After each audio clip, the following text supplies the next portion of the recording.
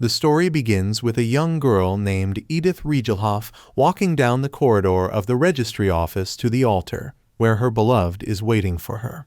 From a formal point of view, it was supposed to be an impeccable ducal wedding, but the girl was very worried about everything, mentally reassuring herself, because she realized that she should not worry.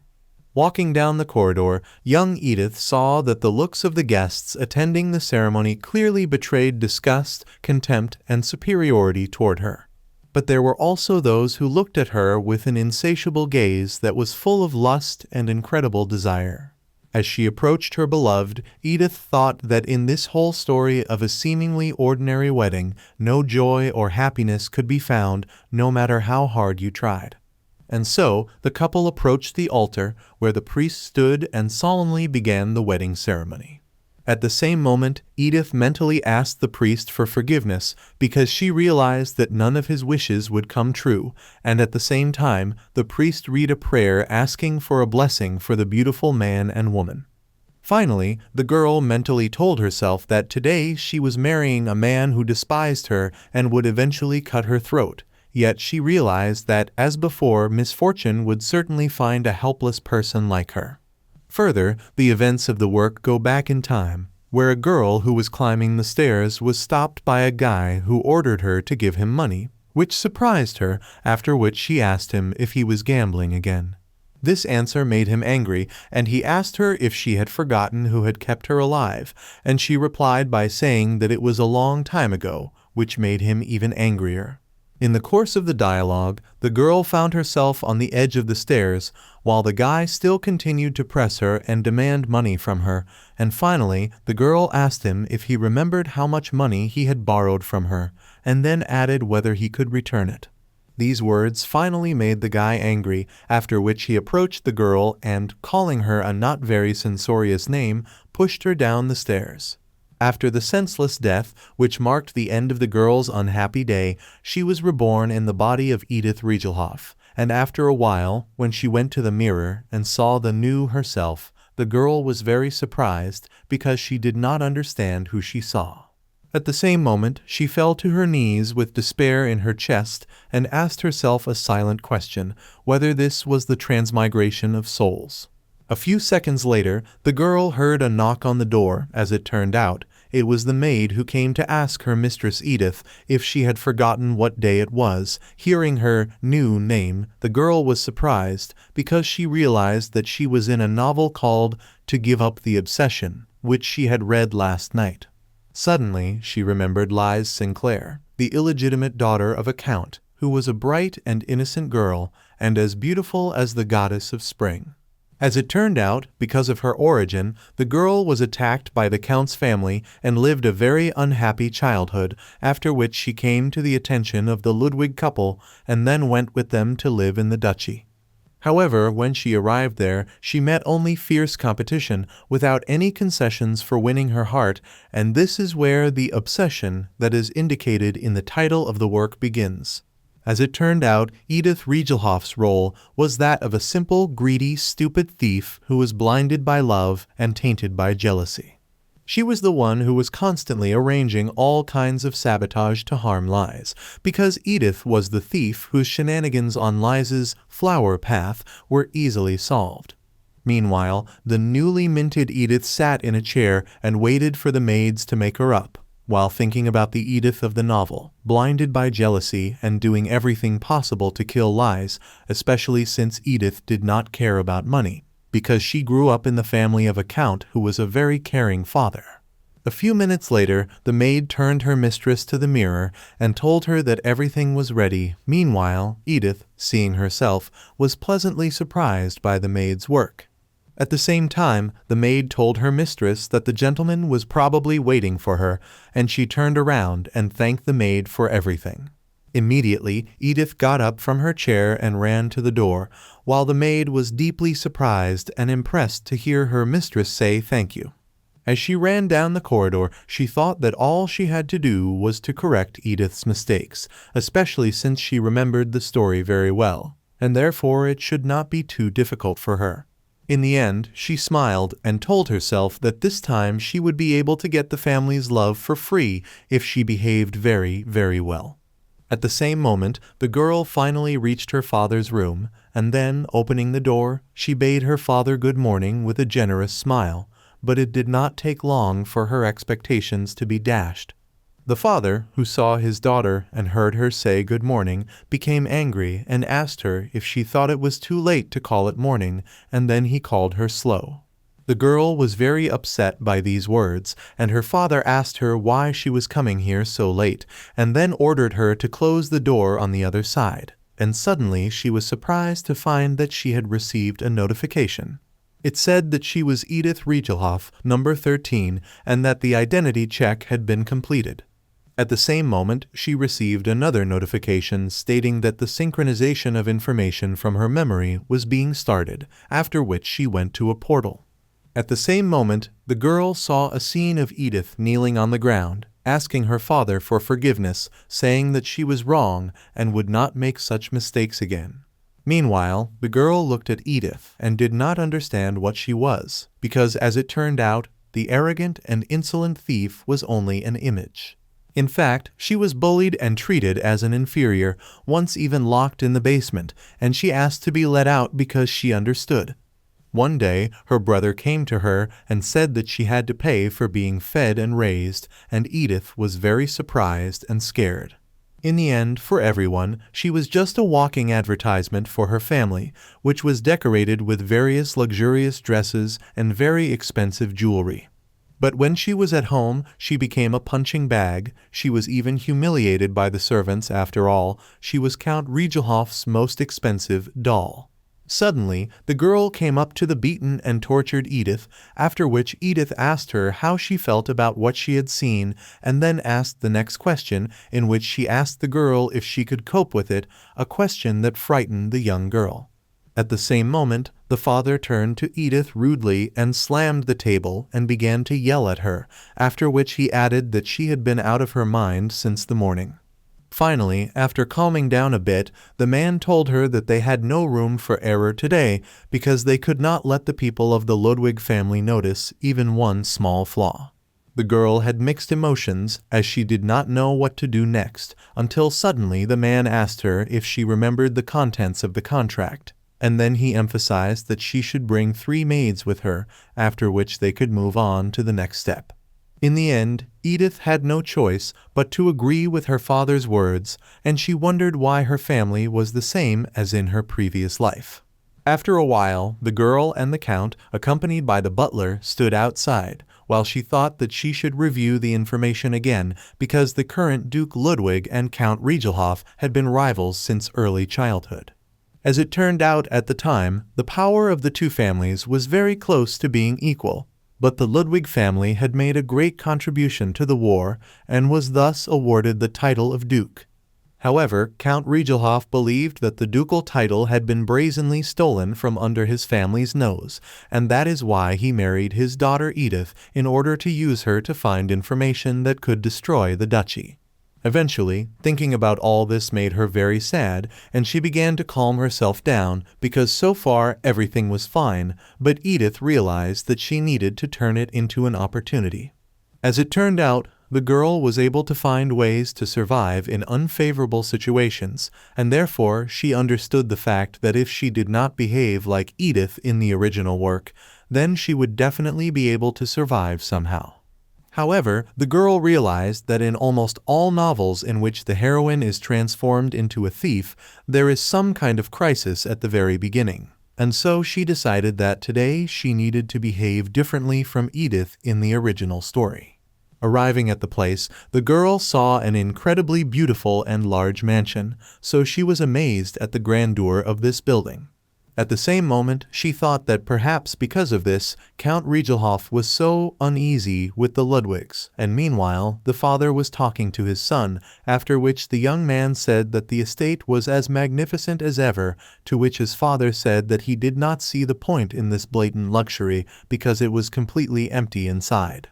As they approached the building, they were greeted by a butler who said that the Duke and Duchess were waiting for them inside. Then he added that he would show them in, and hearing this, the Count smiled and then turned to his daughter and asked her in a kind tone of voice to come with them.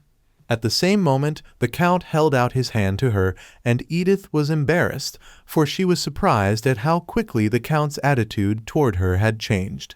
In the end, the girl had no choice but to accept her father's proposal, and then she thought that after all she was going to leave this house in a week anyway, and therefore she needed to find a way to survive in the Ludwig family in the very main scene of the plot.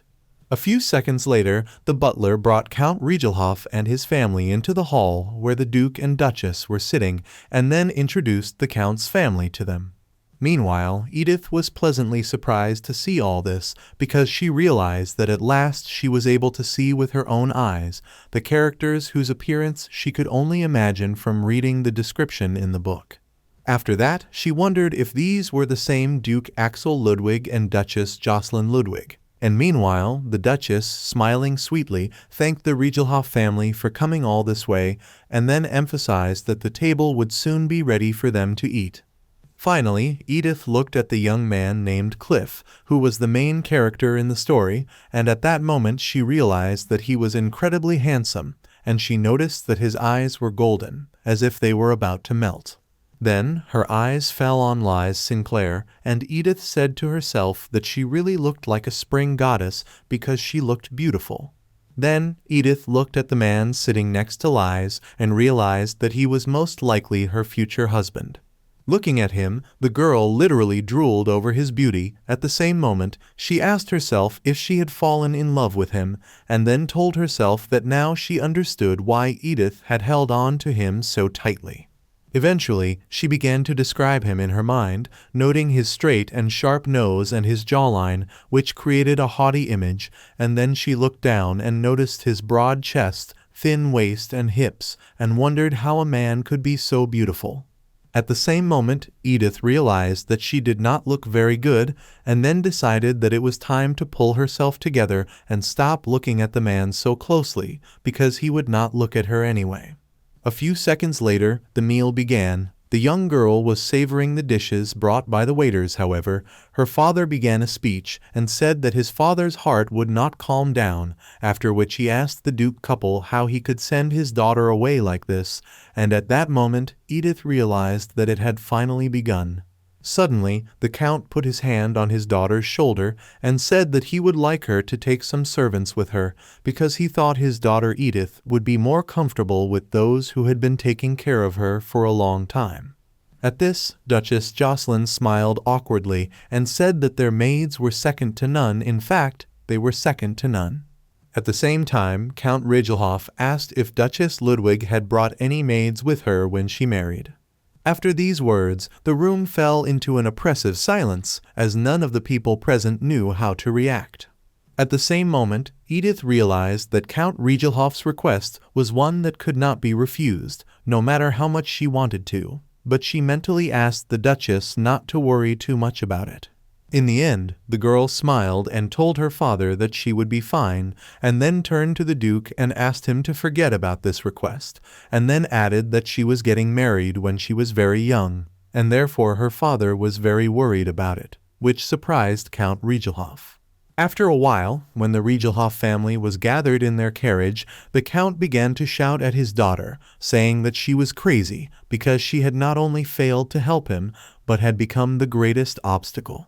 At that moment, Edith realized that it was from this moment that the story really began, and she turned to her father and asked him if he had not noticed the expression on Duke Axel's face.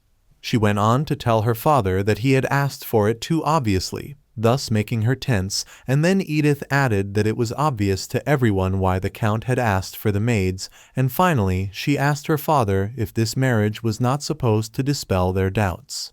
Hearing his daughter's speech, Count Regelhoff was momentarily speechless, but after gathering himself, he asked his daughter what she could do if she were there alone. Edith asked her father to think carefully before she went there alone, and then she told the Count that nothing would happen if she was alone, and that the ducal family would, on the contrary, let their guard down. Suddenly, the girl said that they urgently needed to dispel all suspicions, and then she emphasized that when she gained their trust, she would pretend to be homesick or ask them to bring her maid for a while. Hearing this, the man began to think about what his daughter had said, and she asked him to trust her. Since that day, Edith had been walking on a knife's edge for a week, but finally she was standing in her wedding dress next to her future husband and listening to the priest's prayer, and she was glad because she realized that now she would not have to return to that house. After a few seconds, the priest finished the prayer, after which he asked the newlyweds to stand opposite each other, and then he turned to the god Herschel and asked him to bless the wedding rings of the newlyweds, as well as the eternal covenant that was sealed in them. Then the priest said that after the exchange of rings, the ritual would be completed, and in a few seconds, the two children carried the wedding rings on a lush pillow, while Edith looked at them and admired them. Suddenly, she felt her husband Killian's gaze on her, and then she told him in her mind that she knew what he was feeling at that moment, and that she wanted them to hurry up and get it over with as soon as possible. Finally, when the boy put the ring on Edith's finger, she was a little embarrassed to see that he was uncomfortable with the light touch. Suddenly, something caught her eye, and she was surprised. As it turned out, Killian took the ring and then put it on himself. Immediately, laughter could be heard in the room, which grew as it continued, and Edith, meanwhile, stood there frozen, not knowing what to do next. After a few seconds, she pulled herself together and mentally told herself that nothing had changed, because in any case, she was not interested in him at all. Suddenly, Edith leaned over to the little girl and patted her head, then thanked them for bringing the rings, while Killian stood there watching without saying a word. But when the girl got up and stood beside him, the boy looked at her with a look that made it seem as if he would burn her through. As she stood before the altar, Edith thought that she had finally reached the point in her life where she could take her time and enjoy the peace of mind that came with being able to pursue her hobbies without fear of being hit by her father or her older brother. The girl mentally asked that no one disturb her, because now that she has been reborn, she finally feels truly alive. Eventually, when she got out of bed, she told herself that her dress had a too deep chest cut that made her feel uncomfortable, and her heels were too high for her, and then she decided that she needed to get a better idea of what Edith liked.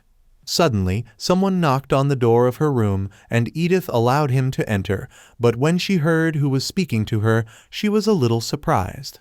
As it turned out, it was Lady Lize, and when she saw her, Edith asked her if anything was wrong. At this, Lize looked at Edith and told her in a sad tone, timidly, that she wanted to tell her something. At the same moment, the girl was surprised, because at that moment she realized that such an episode had already happened just after the wedding.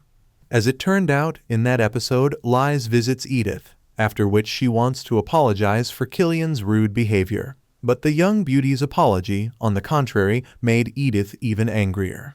As she could not blame the cold Killian, all her anger was poured out on poor Lize. At the same moment, Edith thought that she could understand why the Edith of the original work was so upset, and then she told herself that she had no reason to be angry with this little blonde goddess. In the end, the lovely Lize turned to Edith and told her that she would like to apologize for Killian's rudeness, adding that she hoped the girl had not taken too much offense to him. He may seem cold on the outside, but he is a man with a warm heart. Meanwhile, Edith looked at the young girl, admiring her, and then asked herself how she could hate such a little beauty. Suddenly, the girl began to describe Lize in her mind, and at that moment, she noticed Lize's bright and shiny blonde hair and her big light blue eyes, which were pure and innocent. And finally, Edith realized that a girl with such a lovely appearance and a kind and righteous heart should be in any story. Finally, Edith looked at the young beauty, smiled, and told her not to worry because she understood everything. Then she added that she thought it was getting to be quite difficult for both of them because this marriage was an arrangement between their families, and for that reason Edith told Lisa that she would not hold it against Killian. These words surprised the young beauty, and then she looked at Edith with her beautiful and at the same time surprised eyes, trying to say something, and meanwhile Edith herself thought that if she did everything right, her chances of survival in the duchy would be greatly increased. After a few seconds, Liz pulled herself together and smiled a sweet smile and told Lady Edith that she was very kind and quite mature. This made Edith admire the young goddess even more, and then she told Liz that she was still no match for her, and she also said that the girl had a very nice dress that suited her very well, and these words of Edith's made Liz very shy. Immediately, embarrassed, Liz said that she must have disturbed Edith, and then began to apologize and said that Edith must be very tired. As she watched, Edith thought to herself that Liz was so nice that she wanted to hug her, but she smiled and asked the young beauty to get some rest, and then said goodbye. After a few seconds, when the young blonde left the room, Edith breathed a sigh of relief and wondered if the wedding episode was over, and then told herself that since she was alone, she could now relax a little. Then she decided to take a bath, and as she lay down in the tub, she immediately felt the temperature of the water, and then told herself that the hot water made her feel alive. Finally, Edith told herself that since she was the wife of the future duke, she didn't have to think about preparing the bath because the maids would do it, and then she told herself that she was not bothered by the lack of internet because she didn't have to go to work and clean the house, and that she didn't have to think about a bank account, a manager, and so on. Afterwards, she relaxed and began to enjoy the hot bath to the fullest, while thinking about how busy she would be attending operas, hunting competitions, picnics, parties, and balls. Suddenly, Edith was surprised to hear someone enter the room. As it turned out, it was her husband Killian, who called her a shameless bride because she had started taking a bath alone even though her fiancé was away. The appearance of the boyfriend, quite surprised by his appearance because in the original book, the boyfriend did not come to the bridal room. This reaction angered Killian, and he asked the girl why she was so surprised and then added that someone else was supposed to come here. When asked about this, Edith embarrassingly replied that she had thought he would not come, and the boy told her that she was quite clever. Then she told him that it was only natural that he shouldn't have come because he hadn't even let her put the ring on him at the wedding ceremony, and so she couldn't help but realize. Suddenly, Killian leaned over the girl and asked her if she expected him to be weird and to make strange advances and so on, while Edith was thinking that she was angry that Killian was so handsome and yet such an incredible jerk. In the end, she realized that she had no reason to hate Killian, and she didn't even have the energy to be angry, so she told the guy that she was just telling it like it was, and then added that it was pretty obvious that he wouldn't be in the room after the way he treated her. The boy was surprised by what he heard, and he asked Edith if she was going to sleep in the bathtub. Then he suddenly turned around and started walking out of the room. This behavior of Killian's surprised Edith quite a bit, and she asked herself why he had come here in the first place. While walking down the hallway, he suddenly heard someone call out his name, which made him stop and look to see who was calling him. As it turned out, it was young Liz, who asked Killian in surprise if he had been in the bride's room. The young man replied in the affirmative, and then added that Edith, like him, had no expectations of this night, which surprised the young beauty, and she asked him what it all meant. Then Killian said that Edith had climbed into the bathtub alone and was taking a nap, which surprised Liz even more, and she said that Lady Edith was definitely there. But before she could finish her thought, Killian came up to her and put his hand on her head, whereupon he smiled and told her that she thought too well of everyone. Then he added that they all knew what kind of man Count Regelhoff was, and then he asked Liz to think carefully about whether the people of that family really meant what they said. Finally, he told the young beauty that the family was simply mocking them, and at that moment Liz was surprised and timidly said that if that was the case, then Lady Edith's words were true. In the end, Liz was unable to finish her thought again because a surprised Killian asked her what Edith had said to her. At the same time, the young beauty looked away and told the boy that Lady Edith had merely complimented her dress, and she, in turn, blushed at the compliment. Hearing this, Killian was embarrassed and then asked Lies why Edith had scolded her for wearing a dress she had not chosen. Immediately, Lies was very surprised to hear him say this, and then told him that Edith had not said anything to her, and then asked the boy if she was upset, and Killian smiled at the question and then told the young beauty to think about the dress that Edith was wearing. Finally, the boy asked if Edith's reaction was because she saw such a not-so-luxurious, slutty dress, and Killian said that Edith was behaving indecently. Lies was very surprised and shocked to hear this, and she asked the man how he could call his own wife indecent. After listening to Lies's accusation, Killian said that it was quite cruel and then asked her if she had anything else to say to him. Suddenly, their conversation was interrupted by Cliff, who was pleased to see Killian because he was looking for him, and asked them why they were here and what they were doing, since it was quite late. Seeing the boy, Liza's face was filled with incredible joy, and her beautiful smile spread across her face, while Killian stood behind her without saying a word, for he did not know what to say. The next day, Edith woke up in her bed and was surprised that even after all the torment she had experienced yesterday, she was able to wake up on time and she felt fine, and then she told herself that this was the true strength of a healthy girl. Suddenly, she sat on the edge of the bed and thought that since she had a healthy body, she would think positively, and then told herself that if she succeeded, she could even live as a nice daughter-in-law.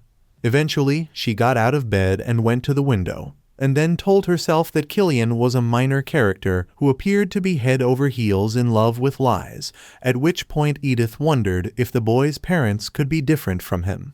At the same time, she wondered whether Duke and Duchess Ludwig, who had warmly welcomed Lies into their family, would be able to open their hearts to her, because during their first meeting, the atmosphere at the estate was not very good.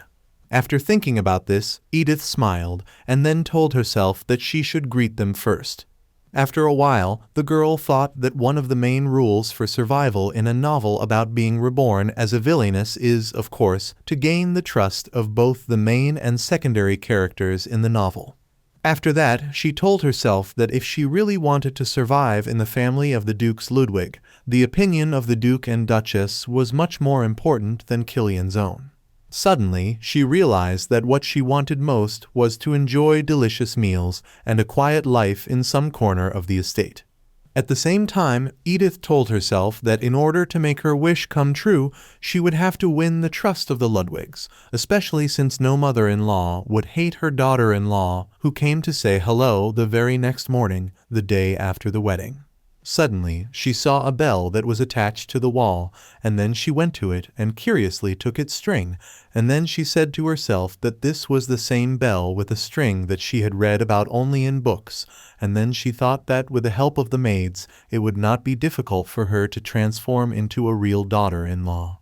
After ringing the bell, Edith saw a few seconds later a maid come into the room and ask her mistress if she had called for her, and Edith told her to get her ready before she left. A few seconds later, Edith asked her maid what her name was, and the maid told her mistress that her name was Anna.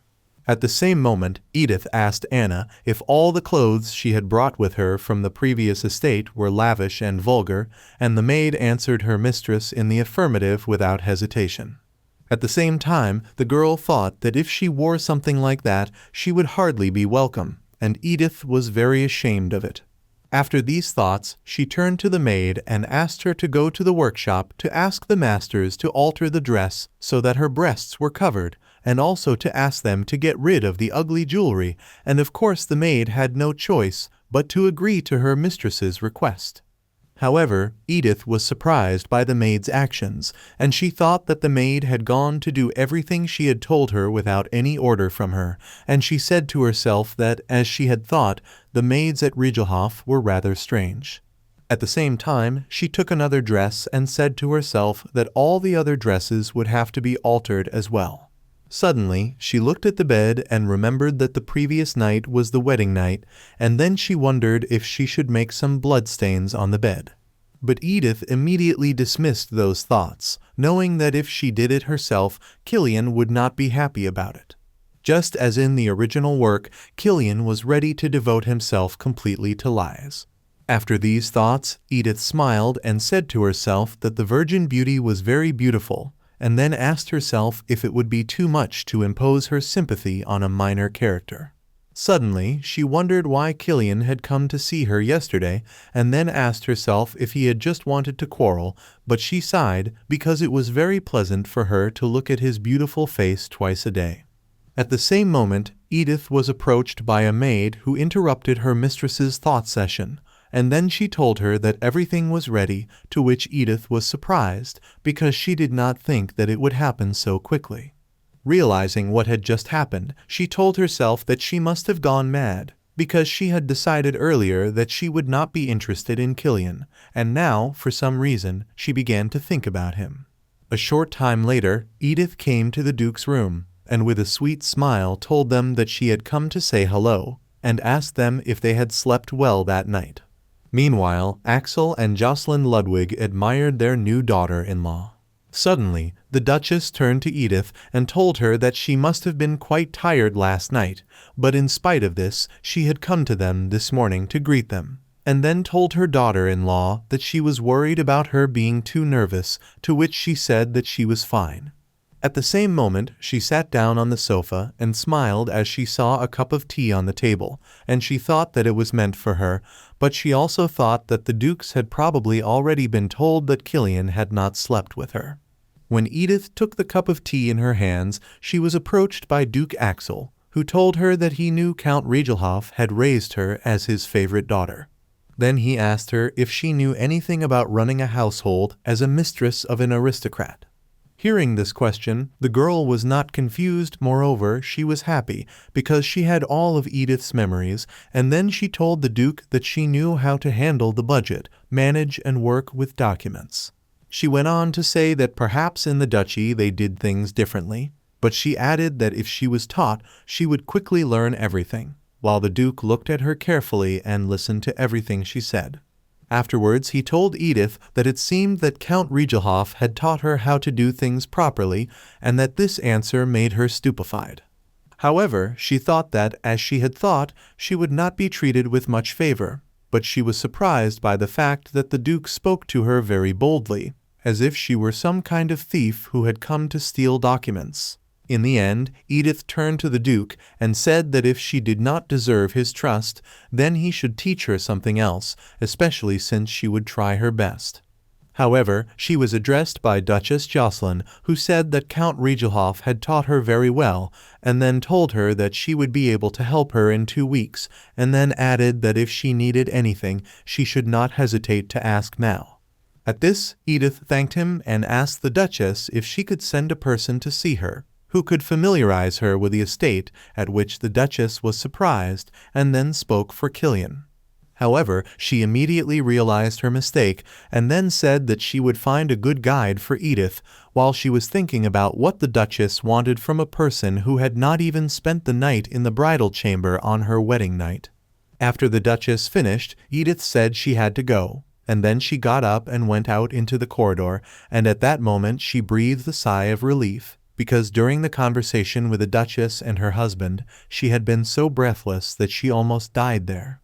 At the same moment, someone came up to her and asked her if she was all right, and she was surprised, but she said that she was fine, but she was a little nervous. Meanwhile, she looked at her interlocutor carefully and then asked him if he was the same Baron Renan Filch. Upon receiving an affirmative answer, Edith smiled and told Renan that she was pleased to meet him, and then she asked him to take care of her. In the end, the girl realized that the Duchess had entrusted her with the introduction to the estate to the Duke's own assistant, Baron Renan Filch, who was the Duke's servant and also responsible for his paperwork. Just like Anna, who was put in charge of Edith's care, Renan was not mentioned in the original work, and therefore the girl was a little nervous about being with people about whom she had no information. At the same moment, Renan turned to Edith and asked her if she would like to make a tour of the estate right now, adding that he had a lot of work to do today and would not be able to spare much time for the girl. Hearing this, she smiled sweetly and told the Baron that she was ready to start right away, while thinking that sometimes she felt as if this was not just a world inside a book, but a real reality. A short time later, as she walked down the corridor with Baron Renan, Edith wondered if the characters who were not in the original work really had to be so straightforward. A few seconds later, the Baron led Edith to the jewelry room and then informed her that this was where the Duchy's family jewels were kept, which could be worn at various special occasions. Renan then took her to a room where weapons and armor were kept and told her that these things were mainly used by his lordship the Duke and 2 other gentlemen, and that the armor and weapons were made by famous craftsmen, which surprised Edith. The next stop of this excursion was the great library, which was the heart of the duchy, and in which were collected many, many rare books. At the same time, Edith asked Renan if anyone could enter these places or if they still needed special permission, and the Baron told her that any member of the family could enter at any time, and then he added that they could also visit the Sistine Hall, where new works of art were exhibited every month. This answer of the Baron interested the girl because in her past life she could not go to exhibitions because the ticket price was too high for her, but now she can visit a real museum right at home. A few minutes later, Renan took her to the Sistine Hall, and when she saw the beauty of the hall, Edith was breathless and unable to say anything. At the same moment, the Baron told her that since the mansion was quite large, he would not be able to show her all the rooms today, and so he asked her to stay here for the night. These words did not upset the girl at all. On the contrary, she thanked the boy for the tour, and then added that she was pleasantly surprised by what a beautiful place she now lived in. Suddenly, Edith told Renan that he had a very beautiful voice and that he was quite eloquent, and that was why she did not even notice how quickly the time had passed, which surprised him because he had not expected to hear such a thing. In the end, the Baron even blushed at the girl's words, but he told her that he was only doing what he had to do, and then he told Edith that he would take her to the places of the estate that were still to be visited, but the day after tomorrow, when she heard this offer, she gladly agreed. After a while, when Baron Renan and Edith passed another place, the boy decided to tell her about it, and then added that it was a large terrace, and the girl was surprised and asked again. Then Renan told her that this particular place was very convenient for looking at the courtyard of the estate while the girl looked around. Then he continued and said that this place is often used when guests come to the estate, because His Grace Duke Axel likes to sit on this terrace and talk. Meanwhile, while Renan was telling Edith all this, Cliff, Lies, and Killian were sitting on the same terrace, having tea and talking, but Killian kept his eyes on his beloved Lies. Eventually, Edith did see how her husband behaved in the company of the girl, and the Baron also noticed this, and he was embarrassed by the situation because he did not know what to do. Renan composed himself and decided to call out to Mr. Killian, while Edith enjoyed the view, not at all disturbed by what she saw. Suddenly, the Baron asked himself aloud why the young gentleman was there, a question that surprised Edith, and then she mentally told herself that Renan's surprise was quite natural, for how could a newlywed groom take tea with another woman in the morning? At the same moment, the girl looked away and thought about what Edith would have done in the original work. Suddenly, she smiled quite sweetly and told the Baron that it was indeed a very beautiful place, which would be even more beautiful in late spring, and Renan agreed with the lady. At the same time, she told him that she herself would come here often, and then she turned around and asked Renan to hurry up, because as he had said earlier, he had business to attend to, and this behavior of the lady surprised him a little, but he had no choice but to accept her offer. After a while, Baron Renan came to the office of Duke Axel, who asked him what he could tell him about Edith. Then the boy told the Count that the girl had listened to him very attentively and, surprisingly, had understood the structure of the estate quite quickly, after which he added that Edith liked the Sistine Hall the most.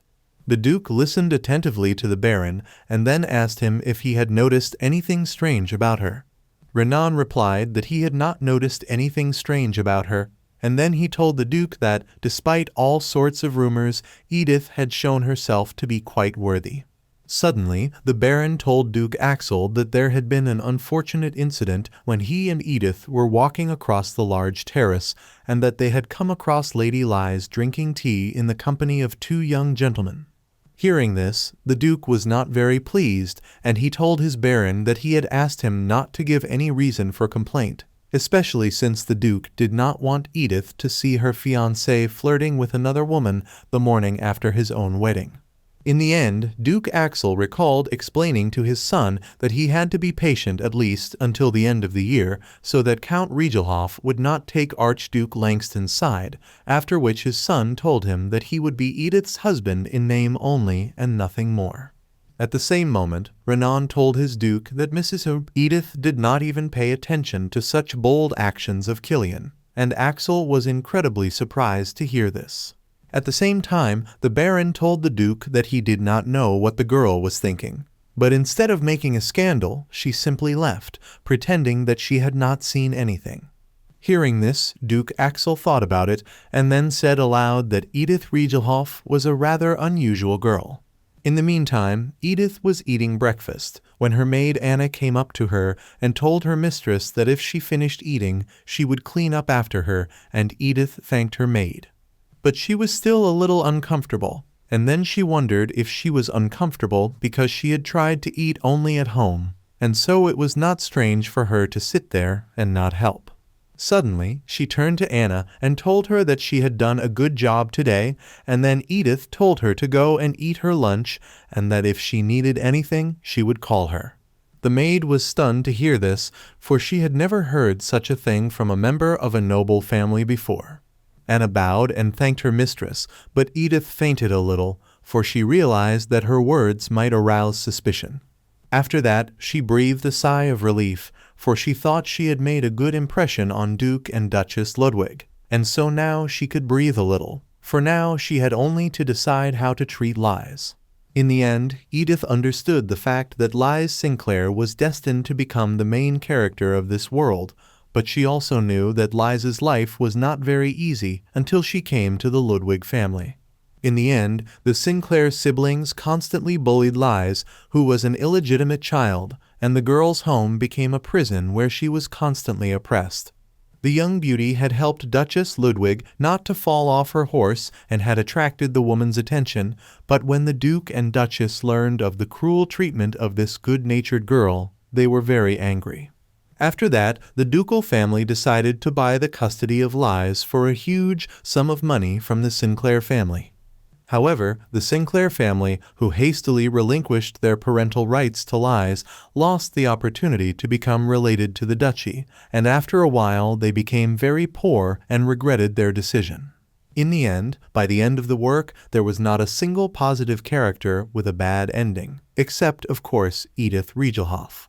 The real life of the girl who was reborn as Edith can be said to have been full of all sorts of troubles from beginning to end, because during her year of work in the company, her superiors abused their position many times. Afterwards, she broke up with her boyfriend via text message after she saw him going to a motel with another woman, and then she went home and thought only that she would only read novels on the internet from now on. Finally, she wondered what happened to Appa after he pushed her down the stairs and she died, and she wondered if her mother and father were sad when they found out about her death. However, she mentally told herself that her parents were probably more worried about Appa than about their own daughter who had died, and Edith realized that she also needed to worry about herself now, not them. Looking out of the window, Edith noticed Lies sitting under a tree reading a book, and she thought that instead of avoiding the girl, she should go and make friends with her. At the same moment, Killian approached the young beauty and asked her what she was reading, and Lies told him that she had decided to read the history of the imperial family, arguing that she had never received a proper education. Suddenly, she smiled and blushed, and then she timidly told the boy that because she did not know much, it was difficult for Duke Axel to determine her future here. At this, Killian looked at his beloved with a tender look, and then told her that if she wanted to study, he would be happy to help her, after which he asked Lies to contact him if necessary. Meanwhile, Edith watched this scene from her room window, and then said to herself that what she saw was quite expected from a minor character, and then she thought that in such a situation Cliff would have said not to worry about anything, and to live to the fullest or something like that. As she closed the window, Edith told herself that she shouldn't eavesdrop on other people's conversations, let alone go in now, when she heard Lies asking Killian where he had left his wife and why he was alone. At the same moment, Edith decided to listen to the conversation further, and then she heard her husband tell Lies not to pay attention to that girl, referring to his wife, and then he told the girl that Edith was just a hostage who would stay at the mansion for a while and then disappear. After hearing this, Edith decided to close the window, and then she came to the conclusion that Killian was thinking about her.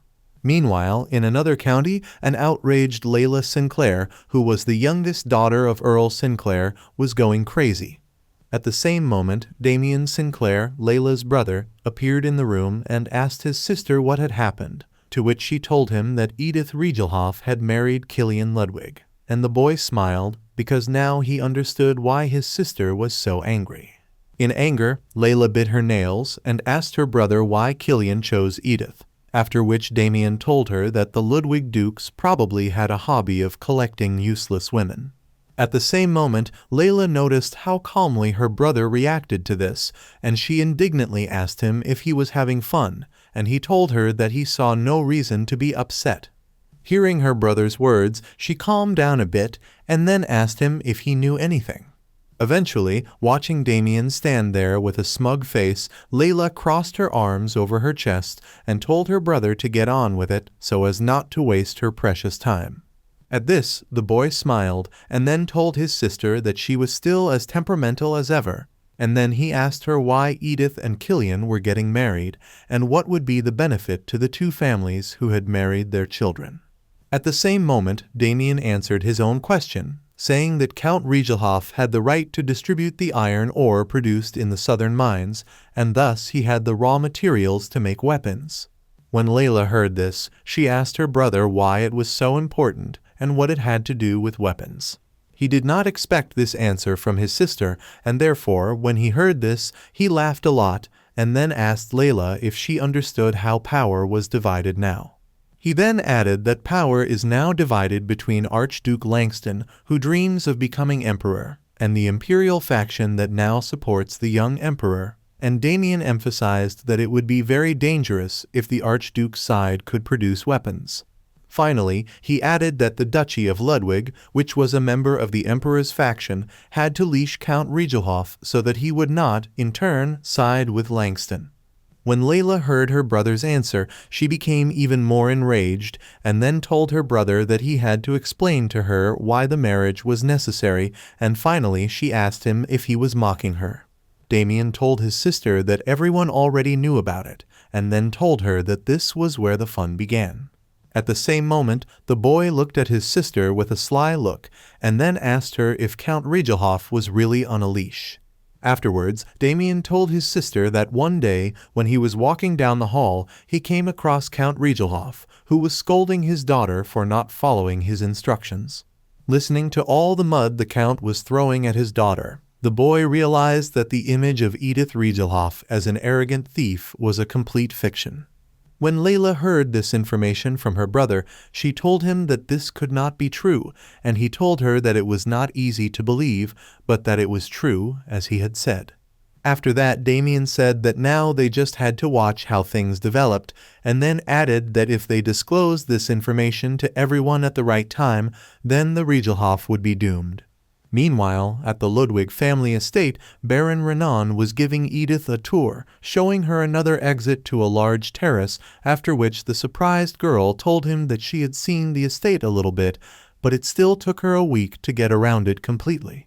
Suddenly, the girl told the Baron that she did not know what to do now, and the man told her that she had no reason to worry about that.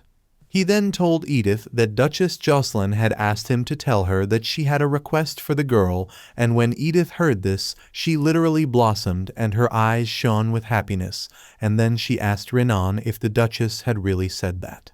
At this, Baron Renan looked at the girl, who was almost crying with happiness in puzzlement. As it turned out, Edith was glad to hear this information because it was very difficult for her to be idle all this time. However, the girl turned to the Baron and pointed forward, then asked him if the Duchess's office was in that direction, specifying whether it was the third door on the left. Then Edith smiled sweetly at Renan, saying that thanks to him, she could now navigate this huge estate perfectly, after which she thanked him and decided to ask if she had made a good student. The Baron looked away and, adjusting his glasses, told the girl that it would be a shame if she forgot all the information he had been telling her for a week. A few minutes later, Edith arrived at Duchess Jocelyn's room, and when she opened the door, she saw that besides the Duchess herself, there was a young beautiful girl, Liz, who, as soon as she saw Edith, smiled and asked her to come in quickly. On entering the room, Edith went up to the girl and smiled at her, and then asked Liz if they would work together, and as soon as she received an affirmative answer, she immediately asked the young beauty to teach her everything she knew. At this, young Liz blushed like a beetroot and told Edith that she should be glad that her mistress considered her capable of doing her errands, and at the same moment, even Edith noticed that the girl's cheeks were reddening, and then she called her sweet.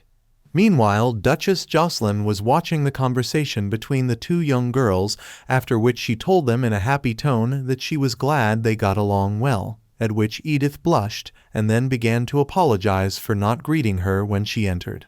In the end, the Duchess smiled and told the girl that there was nothing wrong with that, and on the contrary, she liked to see them both together, and then Jocelyn turned to Liz and asked her to help with the paperwork.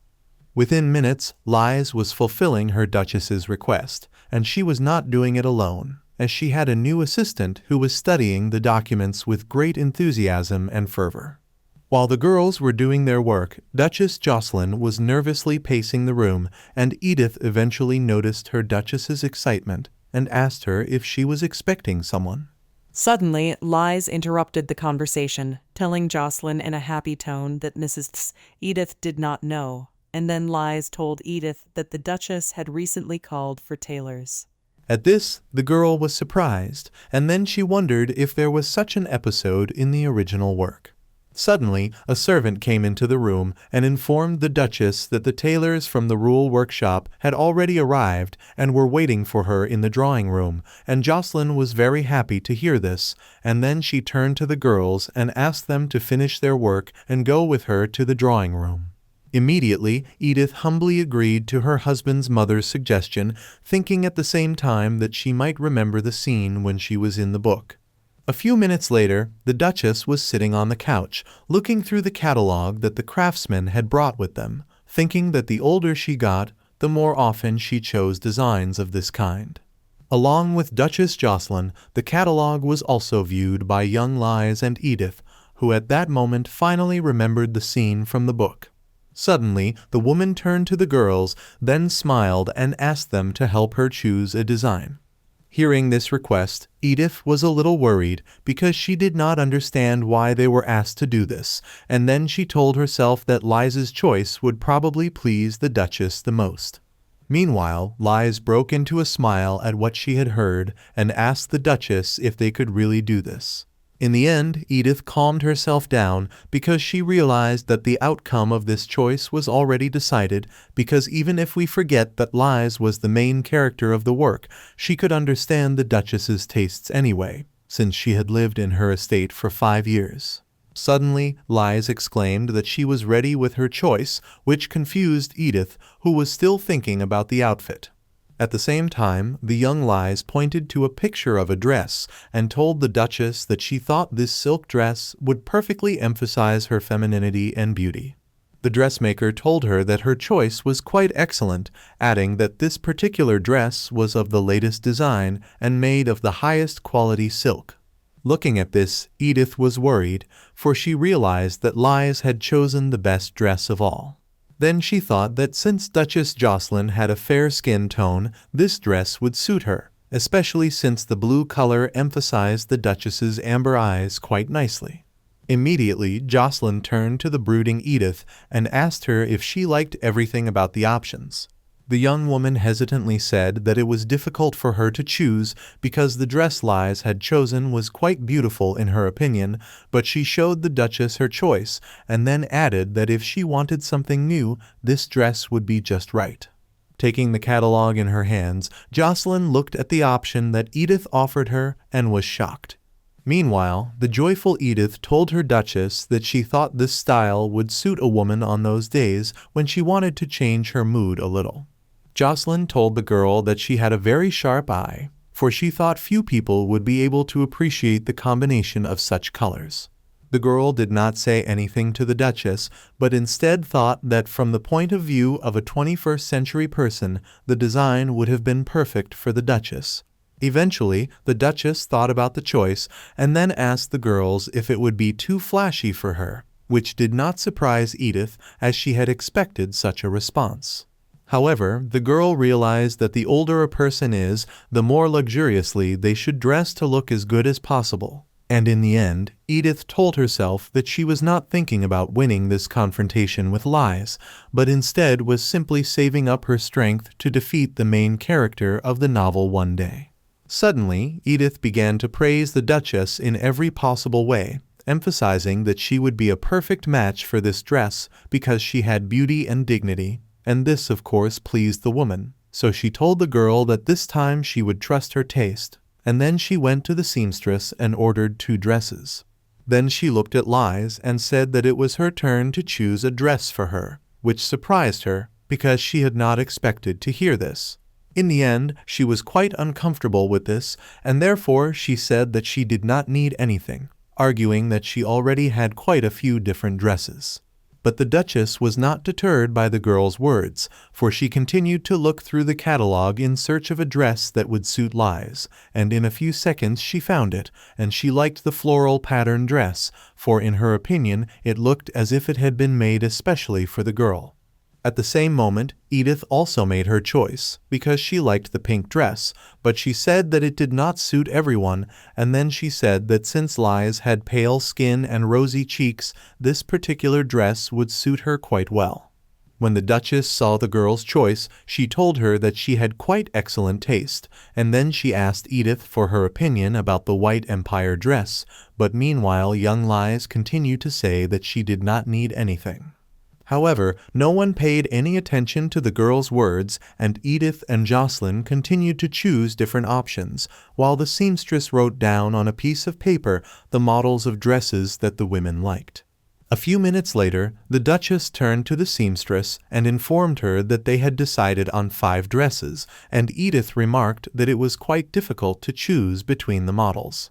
Suddenly, the Duchess realized that while they had chosen dresses for Liz, they had not chosen anything for Edith. So she invited the girl to choose whatever she wanted, and the girl said that she did not need new dresses, so she turned to the dressmaker and asked her if they accepted dresses for alteration. The woman smiled and answered in the affirmative, and Edith was very happy to hear this answer, but she decided to ask her what she meant by recycling. At the same moment, the girl said that she had several dresses that she would like to entrust to her, after which she turned to her maid Anna and asked her to bring the dresses. Mentally, she understood that one of the rules for survival in the novel about becoming a thief is to create an image against the opposite. When the maid brought the dresses, Edith asked the dressmaker to remove all the jewelry from the dresses and to cover everything in the chest area, arguing that a too deep bust line was very uncomfortable.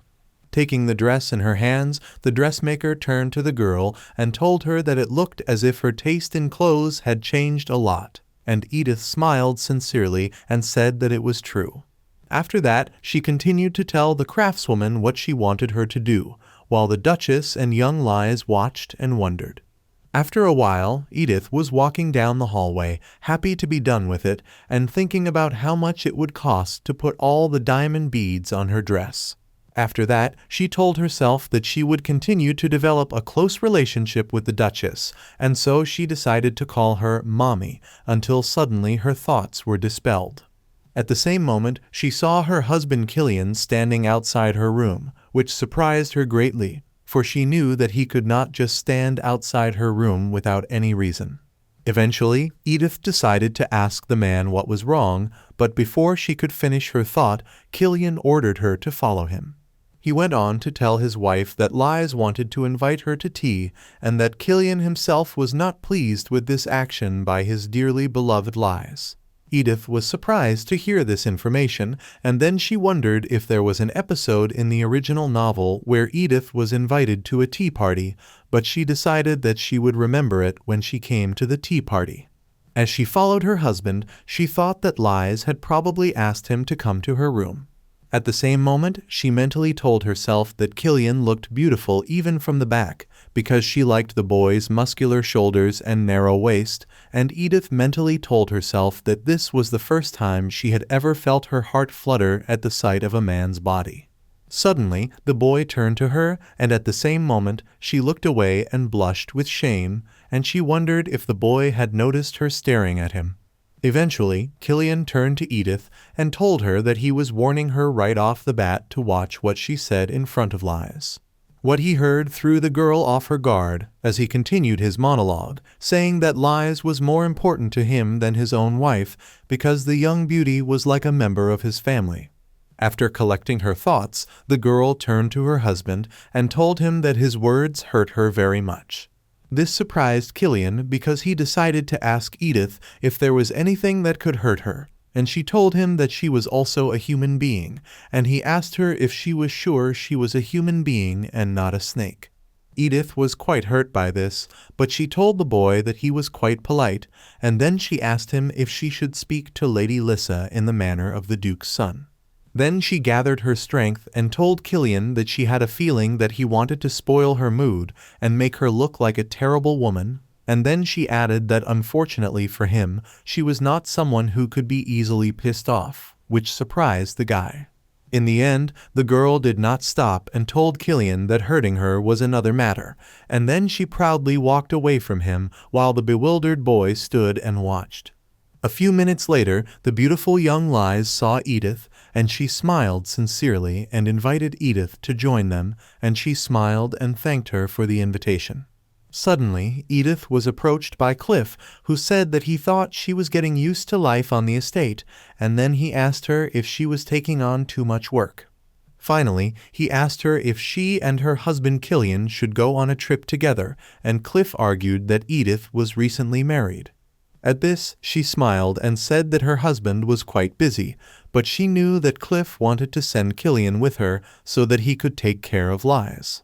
Suddenly, Killian turned to his brother and asked him if now would be a good time to take a look at his land, and he added that winter was long over, and Cliff thought about it and told his brother that he had a point. At the same time, the man turned to young Lies and asked her if she wanted to go with him, adding that she had once told him that she wanted to go on a trip one day. This surprised the girl, who did not know what to say. Suddenly, Killian broke into the conversation and indignantly asked his brother why he was embarrassing the girl, and then he turned to Lies and told her to ignore his brother's words. At this, Cliff was surprised, and then he told his brother that Lies would probably be embarrassed when he was not there, and Eddie mentally agreed. After all, the three of them were like good siblings, but Edith knew full well what would happen if Cliff left. From the outside, it would look as if the two were in a loving relationship, and therefore bad rumors about the lovely Lisa would be inevitable. Finally, Edith looked at Cliff and then thought that the reason why the boy's thinking was so different from the others might be because he was the main character in the story. At the same moment, the boy seemed to hear Edith's thoughts, and then he turned his gaze sharply to her, asking her what she was thinking. This made her feel as if she had been scalded with boiling water, and she scattered her thoughts and decided to ask Cliff what he meant. The young man smiled and asked her what she thought about the fact that he would be the only one to leave the estate, and then he asked Edith to comment on the situation between her, his brother Killian, and the beautiful Lies. Hearing this, she furrowed her brow and thought that Cliff's question was a bit too bold. She then looked at the boy and told herself that she understood that she was not in a position to expect love, but she thought that it was too much to be so bold. Finally, Edith closed her eyes and told the boy in a calm tone that she didn't care, but she suddenly wondered if all the members of this family had no manners at all. Cliff was confused by this answer, for he had not expected things to go on like this, but Killian sat there without saying a word. Suddenly, Edith told the boy that it was his duty as the first heir to the duchy to inspect his lands, and therefore she had no right to force him to go or not. But in her mind she was mocking him, and the confused Cliff told her that he did not mean it. However, she ignored the boy's words and said that she thought the trip would be quite a challenge for young Lies. Edith then smiled and told Cliff that such a long carriage ride was quite difficult, especially for a frail girl. And then she cynically told him that Lady Lies was not his wife at the moment, and therefore, in her opinion, it would be quite a burden to ask her to do so. Suddenly, Edith noticed Lies sitting next to her and saw that she was thinking about something, which surprised Edith. Suddenly, the young beauty turned to Cliff and asked him timidly if he needed to go to see the duchy's lands right now. Meanwhile, the girl looked at the young beauty and wondered if she thought the blonde was behaving in a strange way, but she realized that she had a different character to deal with. At the same moment, Cliff smugly said that it was just words, arguing that their daughter-in-law had a very generous heart. Several hours later, it was getting dark, and Killian decided to go outside to think for a while. It was then that he thought about the situation of the morning, namely his brother's words that their sister-in-law had a generous heart, and Edith's reply that she had always tried to be kind. Suddenly his train of thought was interrupted by young Lies, who came out on the terrace to inquire what he was doing here at this late hour, and Killian was surprised to see her. Seeing the boy's reaction, the young beauty was frightened, and then she decided to ask him if something bad had happened. Eventually, Killian looked at her and smiled, and then told her that everything was fine and that she had no reason to worry. Suddenly, he changed the subject because he decided to ask her about the new dresses that had been ordered for her today, and then he added that his mother liked to dress her in new clothes, and Lies told him that she always felt guilty when the Duchess bought her so many dresses. Killian smiled and told her that she shouldn't feel guilty because his mother had always envied those families who had daughters because she wanted a daughter herself. He went on to say that they should all be grateful to her, for she had taken such good care of his mother, and young Lies blushed a little at the compliment. As it turned out, Duchess Jocelyn's husband and sons were brought up like true knights, and so the woman was quite lonely. Suddenly, the young beauty lowered her head, and then said that in her opinion, buying dresses for Edith could make the Duchess even happier. Killian decided to ask why she thought so, and Lies replied by saying that Edith had not chosen any dresses that day, which impressed him quite a bit, but the young beauty continued and said that Edith had decided to simply alter the dresses she had brought with her, and that she had helped the Duchess with the choice of clothes, which impressed Killian even more. At the same moment, he wondered if what he had heard was really the same Edith Regelhoff who never wore the same dress twice.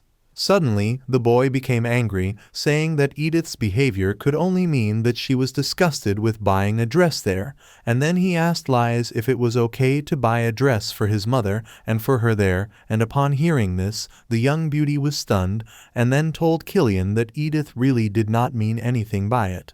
At the same time, the boy said that he was surprised that the girl did not like the Aetlier, but when she was at the wedding, she wore a very vulgar dress.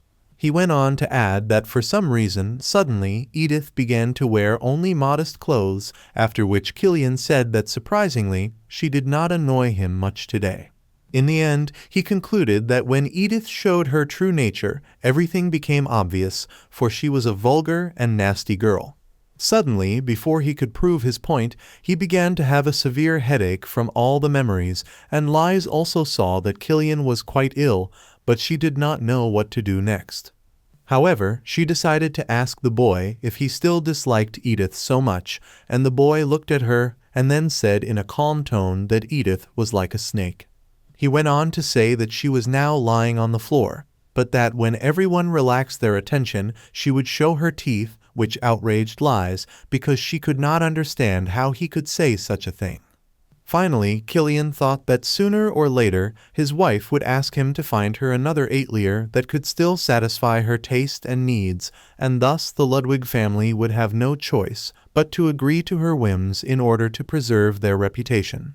Meanwhile, in Edith's room, the maid Anna came to inform her mistress that she was almost out of perfume and blush, and the maid asked her if she needed to call a perfumer and a cosmetics dealer.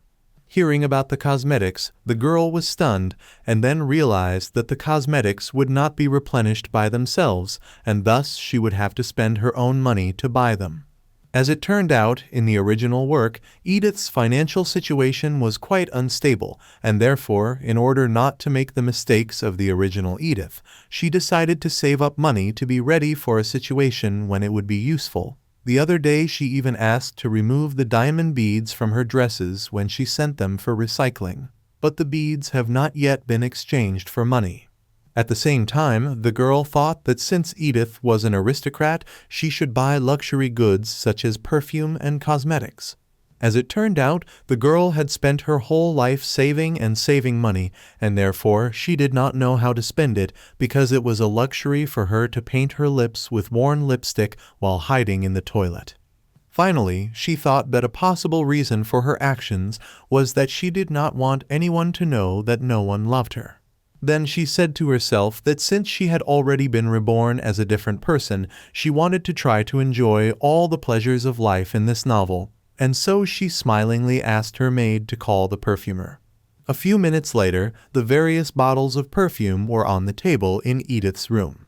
Suddenly, she fainted, for she was surprised by what she heard.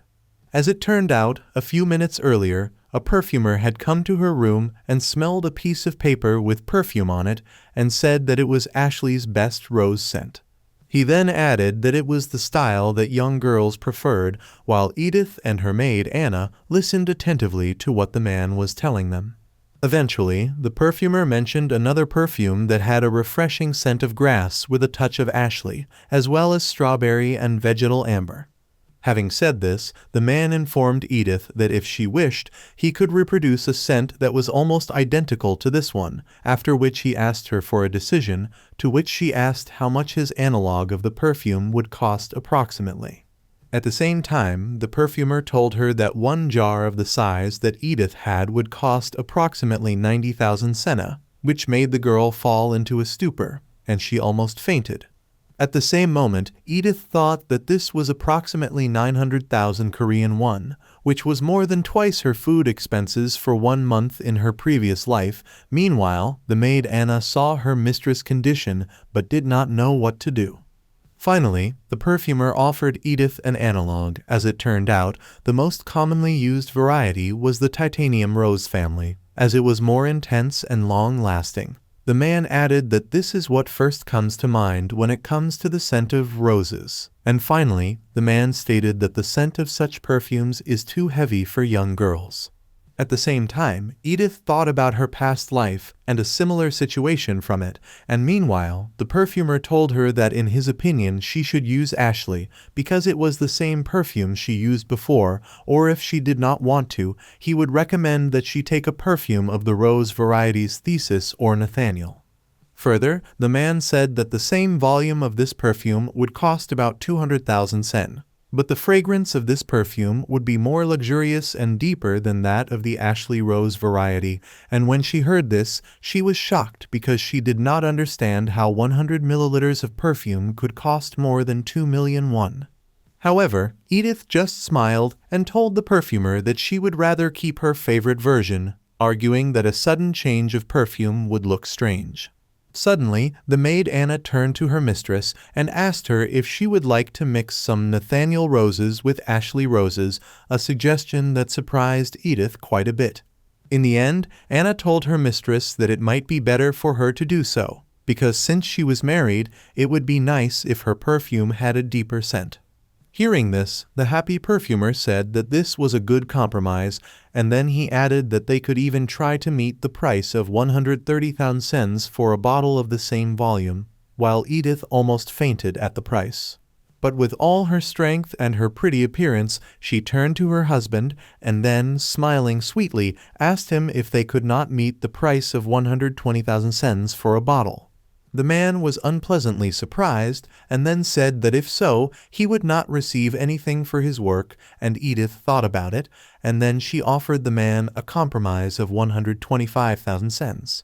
She then smiled and told the perfumer that she did not want people to say that she was spending too much money right after she got married, and she told her husband that in return she promised him that she would definitely come back to him for more goods.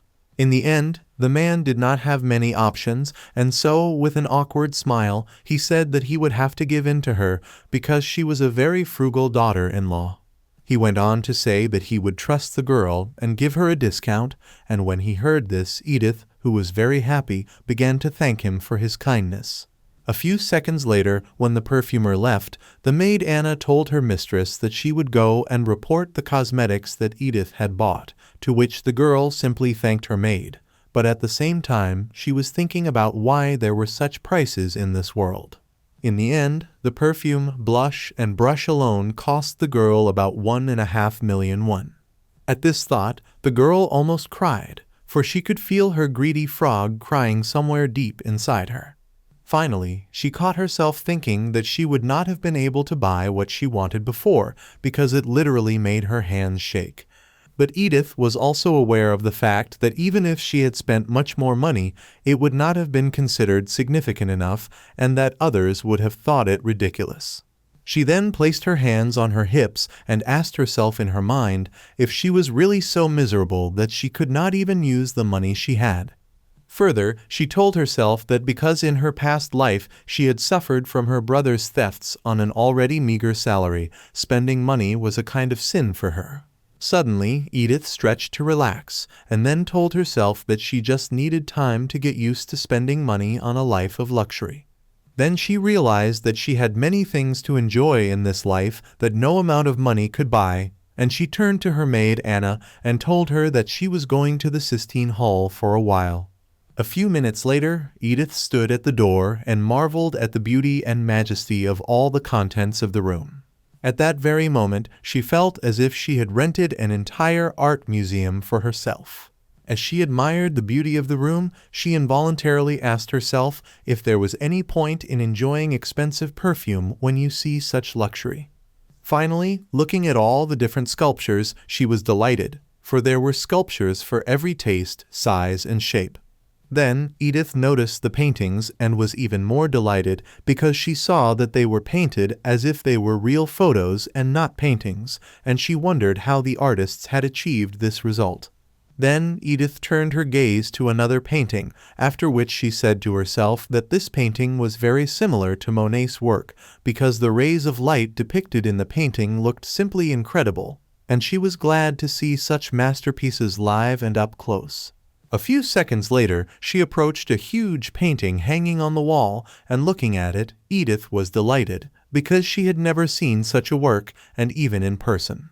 Finally, she decided to sit down to catch her breath and calm down from the flood of thoughts and impressions she had received while wandering through the sculptures and paintings in the Sistine Hall. Suddenly, someone disturbed her peace because she heard someone tell her that she had a rather unusual way of evaluating. Edith was surprised to see who it was, for she had not expected Killian to be there. She decided to ask her husband what he was doing here and why he had come. When she asked him, he became indignant and told her that there was nothing strange about it, that he had just come to see his family's artwork. Killian then began his monologue by saying that the Regelhoff family was not really interested in art, and therefore he suggested that it must be quite strange for Edith to realize that such a place as the Sistine Hall even exists, and listening to the boy's words, she mentally told herself that he wanted to start a conflict again. Eventually, Edith turned to her husband and told him that, as he had said, she was truly surprised and amazed by the beauty of the place. As she admired the painting, she asked Killian how so many emotions could be contained in a single painting. She added that the painting showed the tragedy and cruelty of war quite well, and that the man's emotions showed a desire to end this tragedy, but she suggested that it was hard to see that he was happy to be praised by his comrades, because war is not something to be happy about, even if you come out of it victorious. After hearing Edith's description of the painting, Killian looked at her, but said nothing, for he did not know what to say. After collecting his thoughts, he told the girl that the painting was dedicated to his grandfather's victory in the war against the Yanok kingdom, and Edith was surprised to hear this. Then, realizing who was in the picture, she could not say a word. At the same time, she was approached by Killian, who told her that he thought she knew, but it turned out that he was wrong, to which Edith told him that she really did not know. The boy then told her that he had never heard of her being interested in art, and then asked her why she had come here, and she told him that as you get older, your tastes can change. Suddenly, surprised, Killian asked her if she had a favorite author, and the girl replied by saying that she had only recently become interested in art, and therefore she did not know any authors, and when he heard this, he decided to ask her if she really did not know anyone. At the same time, Edith thought that he was just trying to make fun of her, so she smiled and said that, as he had said, the Regelhoff family was not very interested in art, and therefore she did not know any of the authors. Suddenly, she was surprised, for she turned her attention to a painting in which she saw a boy she knew quite well. Killian then told her that it was him, because when he was young, he had been forced to model for an artist who was close to his father. However, the boy himself was very ashamed of his immortalization in the painting, which is why he made excuses, and meanwhile, Edith thought that she had not even asked the boy about such details. At the same time, he turned to the girl and asked her why she was staring at it, to which Edith replied that she was not staring, but simply looking, and then, displeased, Killian asked her what she wanted to see there, to which she said that she was not looking for anything. Suddenly, she moved away from the painting, and then told the boy that he had a rather small one in the painting. Immediately, the boy blushed with shame as he realized what the girl meant, but pulling himself together, he said that the picture was only his face and the body belonged to another model. At this, Edith sarcastically told him that she understood. Then the indignant Killian began to justify himself even more, and then asked her if a noble son could expose his body to some artist. Finally, hearing the wrong answer, the boy turned around and told the girl that it was impossible to talk about art with her, while Edith smiled behind him. After Killian left, the girl did not stop laughing, and in fact, she said to herself that if she did not joke so much, it would be difficult for her to survive in such a place. Just a moment later, Edith looked at the painting again, and then said to herself that Killian must have a bigger one now than he had in his childhood. The next day, the girl dressed in a beautiful dress and put on a hat to go and walk in the beautiful garden of the estate, the weather being favorable. As Edith walked through the beautiful place, she found herself thinking that she would not have to do anything at all if she could live her life as she was living it now. Especially since it had been 2 whole months since the girl had been reborn as Edith, she had been reborn into the peaceful life of an aristocrat who must do the very minimum of her work. The girl was enjoying the beautiful weather, the cool breeze, and the dazzling sunshine, and she wished every day could be like today. In the end, Edith realized that she had adapted to this life better than she had thought. She liked everything she saw, especially the Sistine Hall, which she could enjoy every day. And also the luxurious cosmetics that you could not spare for yourself, and the best cuisine that you could enjoy every day with every meal. In the end, she realized that in addition to all this, there were also people who looked at her unfriendly. But this fact did not upset her, because she had a maid, Anna, with whom she spent most of her time and who treated her mistress with courtesy and respect. Suddenly, Edith saw Baron Renan and smiled, and then told her husband that she was glad to see him, because she had not seen him for a long time. But the Baron himself was surprised to see the girl there, and he decided to inquire about her health out of politeness, of course, and what she was doing here. At this, the girl smiled and told Renan that she was just taking a stroll, adding that for the past few days she had been enjoying her walks in the morning garden. She then smiled even more and told the Baron that thanks to his efforts, she was now able to navigate the estate well, and she added that she was now visiting the Sistine Hall more often, and Baron Renan praised her. When Edith had finished speaking, she suddenly asked her husband if he had eaten breakfast, and then asked him how the weather was today, which surprised the Baron. Eventually, she saw the stupor that Renan was experiencing from her questions, so she decided to ask him if something was wrong. Baron Renan told her that everything was fine and nothing had happened, and she was surprised by this answer, because she did not understand why the man was behaving like this. However, the girl decided not to continue to torment the man with her guesses, and therefore she told the Baron that he was probably very busy, and therefore she would not distract him any longer, after which, waving to him, Edith said goodbye. In the end, Baron Renan was still as surprised as he had been a few seconds before, but he pulled himself together and, adjusting his glasses, mentally told himself that nothing terrible should happen. After a while, the girl was satisfied that she had reached her place today without any incident. As it turned out, the real purpose of Edith's morning walks was not to visit the garden, but to watch her husband's training. She had found a perfect hiding place and, at the same time, an excellent vantage point where she could observe the training without being seen, but looking at the training, she concluded that at that moment her husband was in quite good shape.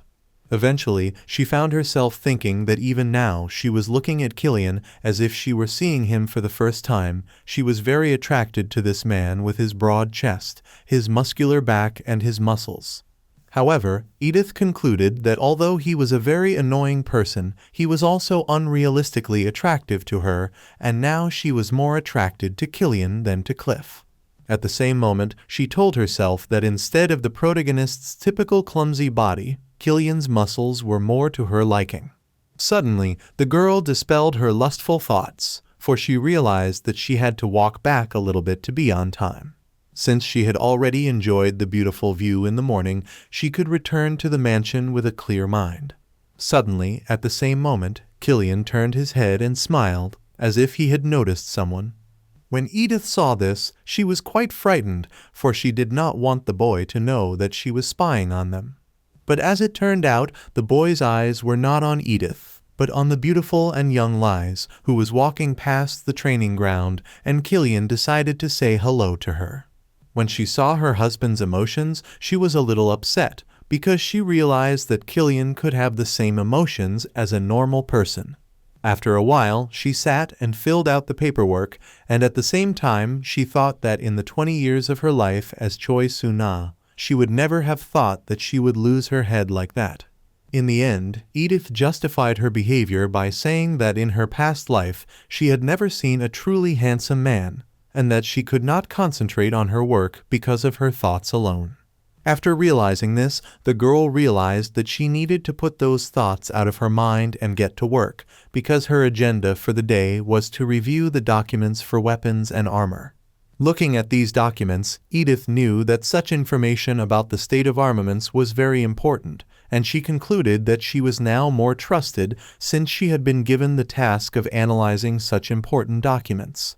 Young Liz suddenly entered the room, and as soon as she saw Edith holding a stack of papers, she decided to ask what they were. The girl smiled and told the young beauty that she was tabulating the information from the papers that her mother Jocelyn had given her, and Liz was surprised to hear this, and then asked the girl about the table. When Edith heard the young beauty's question, she told her that she was doing a quick review of the information in the documents, but Liz was still puzzled by the answer. Seeing the girl's reaction to what she had heard, Edith was surprised herself, and then wondered if there was such a thing as a table in this world. However, from the point of view of history, something like a table had existed since ancient times, and Edith thought that the author of the work could have deliberately created such a world, because if documents were organized in this form, they would look much better. Then the girl smiled awkwardly and turned to Liz and asked her if it would be easier to perceive the information if it was written down in this form, while the young beauty looked at it all and still could not understand what was going on. But Edith thought that the clever Liz must have noticed for herself the effectiveness of this method of recording. Suddenly, the young beauty turned to Edith and asked her if this kind of writing would not be a little embarrassing to other people who would read it. Hearing this answer, Edith was saddened, for she thought that perhaps she had been too quick to make such innovations, and finally Duchess Jocelyn, who was passing by, saw Edith's condition and decided to ask if she was all right. And when she saw the Duchess, young Liz was immediately happy. At the same time, young Liz told the woman that everything was fine, that Edith wanted to ask her something, which stunned the girl. The Duchess, who heard this answer, was delighted, and then praised the young beauty for helping Lady Edith so much, but meanwhile Edith herself found herself thinking that the way she explained the information to Lies was similar to a situation from her past life. Namely, when she was sitting in the office and her coworker was apologizing to the general manager for not teaching Choi Su-na how to draw up official documents. Thinking back to those memories from her past life, Edith felt sad. Suddenly, she pulled herself together and addressed the Duchess, telling her that she wanted to know her opinion about the tables, which surprised Duchess Jocelyn. Eventually, the woman decided to approach Edith, and the girl began to explain to her that there was a lot of information in the documents, and therefore she decided to organize it in a short form in this way, and then the girl began to explain the principle of the table, saying that in one column she wrote the subject, and in the other column she wrote an explanation and basic information about it. Meanwhile, young Lies stood listening to everything Edith was saying. In the end, Edith paid no attention to the young beauty, but continued to tell the Duchess what to do and how things worked. Suddenly, her eyes fell on Lies, who stood there sadly listening to the girl's speech, and Edith realized that she had now openly opposed the young Lies. At the same time, she thought that she had really lost her mind, because before that she had decided to move away from the image of a thief, and then Edith began to justify herself, saying that Lies had helped her in all this, who had always advised her.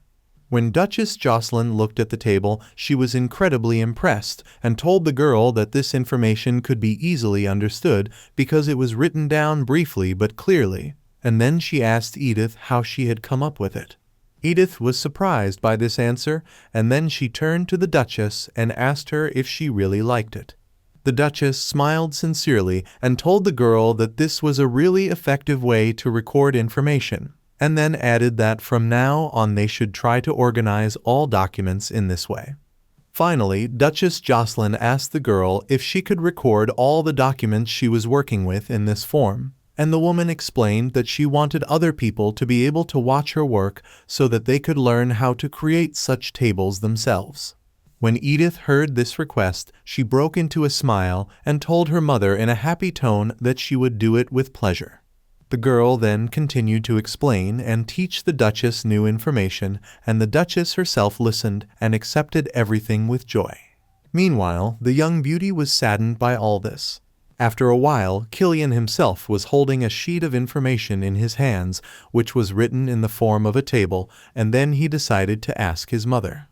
Was it really Edith who came up with the idea of organizing information in the form of a grid, having invented such a method on her own? To this question, the Duchess joyfully answered, saying that everything was exactly as he had said. Then the woman smiled and told Killian that their Edith was a very clever and intelligent girl, and meanwhile, behind them stood a sad Lies who had just taken a pile of papers. Finally, the brooding Killian told his mother that the information thus recorded did indeed look quite efficient, and then he added that in this form it could easily be taken outside their estate. Hearing her son's answer, the Duchess turned to him and asked if Edith was not in a marriage of convenience like his own, whereupon the woman said that it would be worse for the girl now, because she had left her home and was alone, surrounded by people she did not know. Then Duchess Jocelyn took her son by the hand and looked at him pitifully and asked if he could not show the girl at least a little compassion. Suddenly, Baron Renan entered the room holding a document. When the man saw Killian, he apologized, saying that he did not know that Mr. Killian had also come here, and added that if he had disturbed them, he could come back later. However, the Duchess told the Baron that he had not disturbed them at all, but on the contrary, he had come just in time, because she wanted to show him something, after which she asked Renan if he could come to her. After all, Killian himself was not very pleased with the Baron's appearance in the room. Meanwhile, while Duchess Jocelyn was telling the Baron about the documents he had given her that morning, Killian was looking toward Lies. Finally, he decided to approach her and told her that his mother was quite pleased with Edith today, and then he asked the young beauty for her opinion of the girl. At this, the young blonde smiled awkwardly and told Killian that Duchess Jocelyn had spoken correctly, and then added that the young man himself must be able to see that Lady Edith was a very intelligent and educated girl. She then bowed her head and said that she, unlike Edith, had not received any education in the Sinclair family, and she added that even if Edith did not know something, she would learn it faster. As Killian listened to the girl's monologue, he thought that something was obviously wrong, but he had guessed this before. Finally, he noticed that Liz was only helping his mother with her work because she had been learning skills in the duchy for 4 years, but he realized something else, namely that Edith was so beautiful that even Liz was jealous of her. At the same time, Killian thought that it was not that Edith was naturally intelligent, but that she had probably been specially taught such things and then trained to consolidate her knowledge. Suddenly, the boy remembered the incident in the Sistine Hall, namely the conversation with Edith, and he came to the conclusion that the girl was not stupid at all, as all sorts of rumors had said. The next morning, Killian decided to go to his wife's bedroom, and when she opened the door, she was quite surprised, for she had not expected to see Killian in her room in the morning. But when she saw him, she was even glad to see him, and she was so glad to see him that her cheeks were reddened with emotion, and then she decided to ask him what had caused him to come in the morning. Finally, she smiled even more when she asked her husband if he had come to see her simply because he wanted to see her. Killian, in his usual manner, did not answer the girl's question, but simply walked past, which of course prompted Edith to comment, to which he responded by asking her if she wanted him to get to the point, and then walked away. At this, she smiled and asked Killian if he would stay with her longer if she asked him to. Hearing this, the boy turned his head back and told Edith that she was quite a perceptive girl, to which the girl smiled and told him that she had not been taught to lose. With a sly smile, the girl mentally told herself that every time she saw Killian, she could not help but make a joke about him. But she also knew that in her situation, it would be useless to fall on her knees and beg him not to kill her. In the end, Edith still could not understand why her husband had come to see her in the morning, and she assumed that Count Regelhoff might have been planning some new provocation, and then she wondered if someone might have seen her while she was spying on the training while out for a walk. At the same time, she thought that if all of the above options turned out to be wrong, then her next option was that the boy came here because Liz was upset after yesterday. And remembering this situation, Edith became sad herself, and then began to blame herself for doing so. Eventually, she realized that this could not go on, and so she decided to lighten the mood before the boy started to tell her off, and so she smiled and asked Killian what he thought of the weather. However, the boy did not answer the girl's question, he just watched her actions, and meanwhile, Edith continued her monologue telling him that it was still cold outside because of the wind in the morning. Seeing that the girl was slowly closing the door, Killian decided to help her, and then closed the door with all his might, which surprised the girl because it made her stunned. At the same moment, the boy began to approach her at point-blank range, which shocked Edith even more, because she had not expected this from her husband, and she asked him what he was doing. In the end, the boy did not stop and continued to lean against the girl, and she began to blush like a beet, mentally telling Killian that he was too close to her. Suddenly, he asked Edith if his mother's favorite atelier was not suitable for her vulgar taste because it was too noble and elegant, which surprised her. Then the astonished girl asked Killian what he meant by this, and he told her that she was known for not wearing the same dress twice, and he added that the time the craftsman had come, she had not chosen any new dresses for herself. Then he smiled and told Edith that even her ways of protesting were quite obvious and primitive, but she did not understand what he meant by that. Finally, she thought that she had decided not to order new dresses only because she wanted to change her flamboyant and wasteful lifestyle, and then she mentally asked the boy if this behavior was even one of the reasons why he hated her. Immediately, the boy turned to Edith and told her that he was ready to listen to her if she had anything to say to him. At this, the girl could not stand it and exploded with anger, which is why she turned sharply to the boy, with a clear expression of anger on her face. Seeing this state of his wife, Killian was surprised, and even more so, he was embarrassed by it. At the same time, she told him that he knew absolutely nothing about her, and then she told him that if she had not liked the studio, she would have found another one. And Edith asked the boy if she looked like the kind of person who would be stopped by someone else's opinion. Finally, she told Killian that he was just looking for an excuse to hate her, adding that he was trying to convince himself that it was all her fault. Hearing this, Killian was surprised and asked the girl what she meant. In response, Edith told him that she had understood everything from the moment she entered the wedding hall at the wedding ceremony, adding that Killian was blaming her for everything because he wanted to get peace of mind. Looking at the boy with a look of hatred, Edith told him that he looked like a coward for thinking that he was the only victim here. In response, the man smiled and said that what he had just seen could be considered a manifestation of feelings, adding that his wife had only gotten this place because she had threatened and blackmailed his family. Edith was astonished at this and asked Killian if he meant that she had done all this on her own.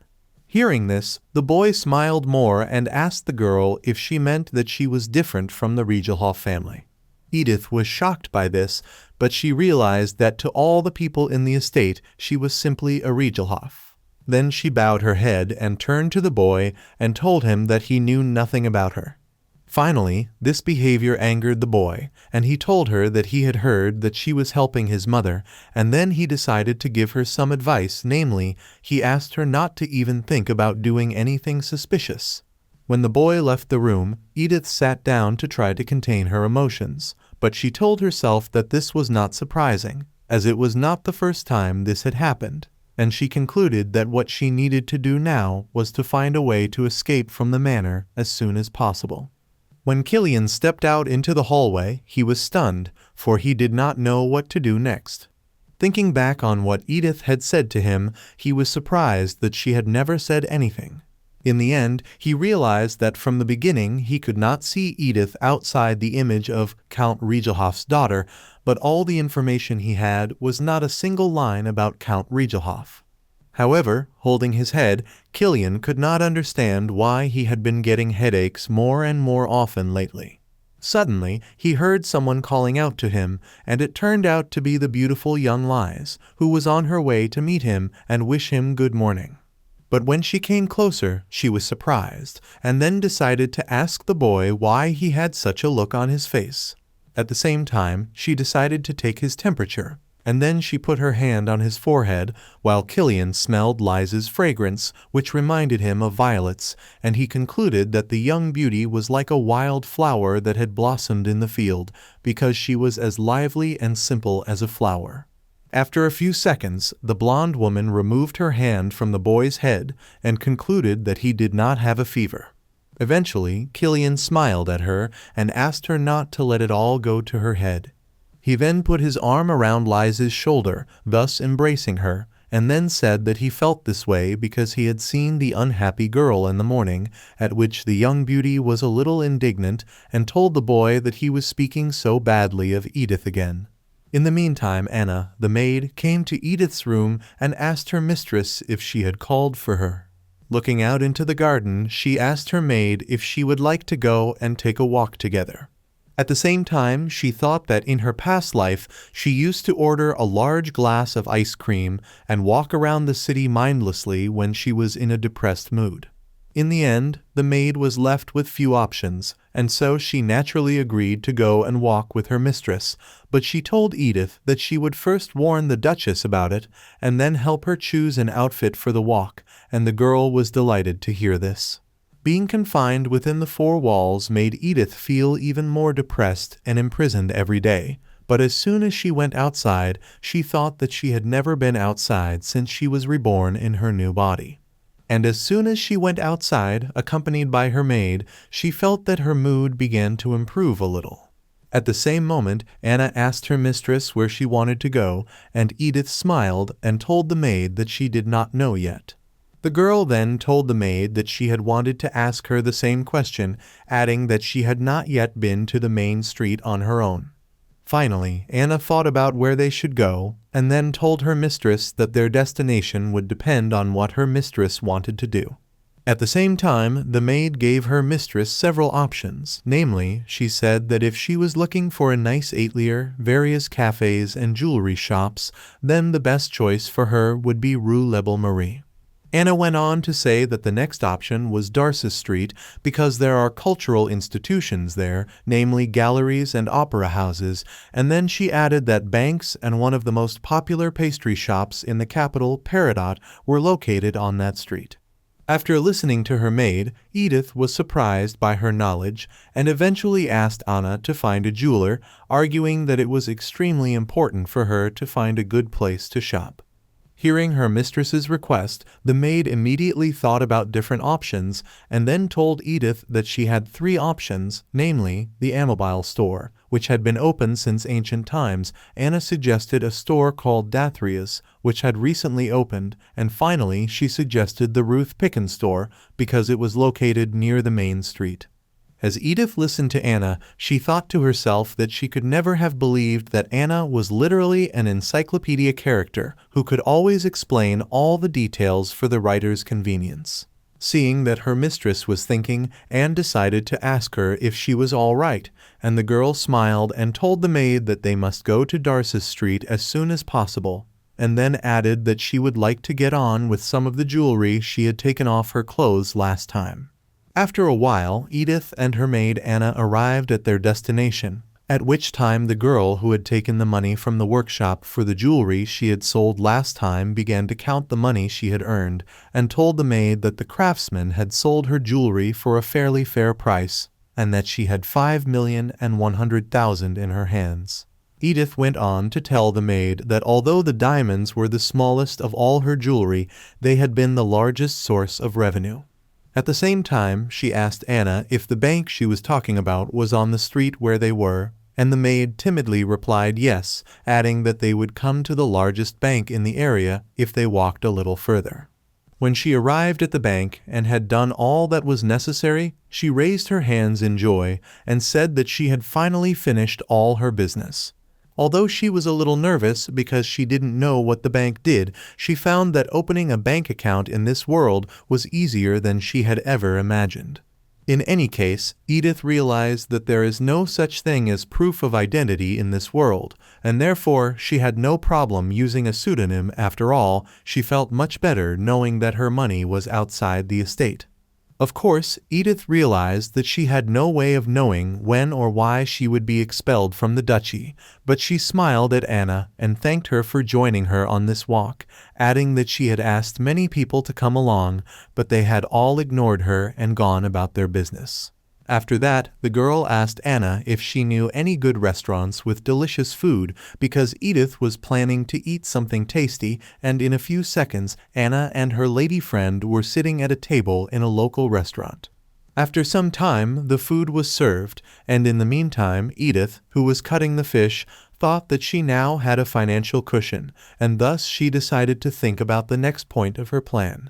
Suddenly, the girl smiled and told her maid that she had heard that commoners did not have personal carriages, and then she asked what these people used when they traveled, and her next point was to find out the ways to escape, because you never know when you need to escape, which is why Edith was interested in this information.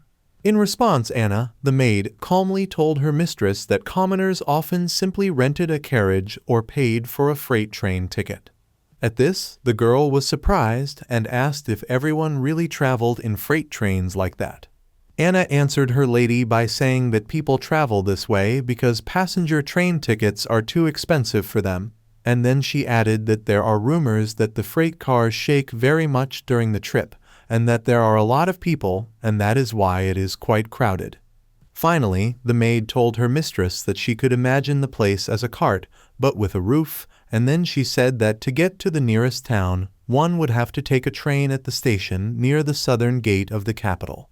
Further, Anna said that in cheap inns they ask for 3,000 senna for a room for one night, and in cities the price is much more expensive, as much as 7,000 senna, but the price depends on the area and local facilities, after which she added that there is also an option with stables, but it is better to be careful not to get fleas there.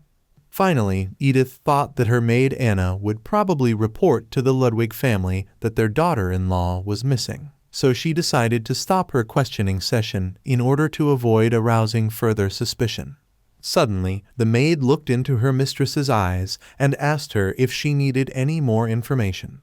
Edith smiled and told Anna that she did not need anything else, and then she thanked the maid for the wonderful company that had improved her mood and for helping her finish her work more quickly.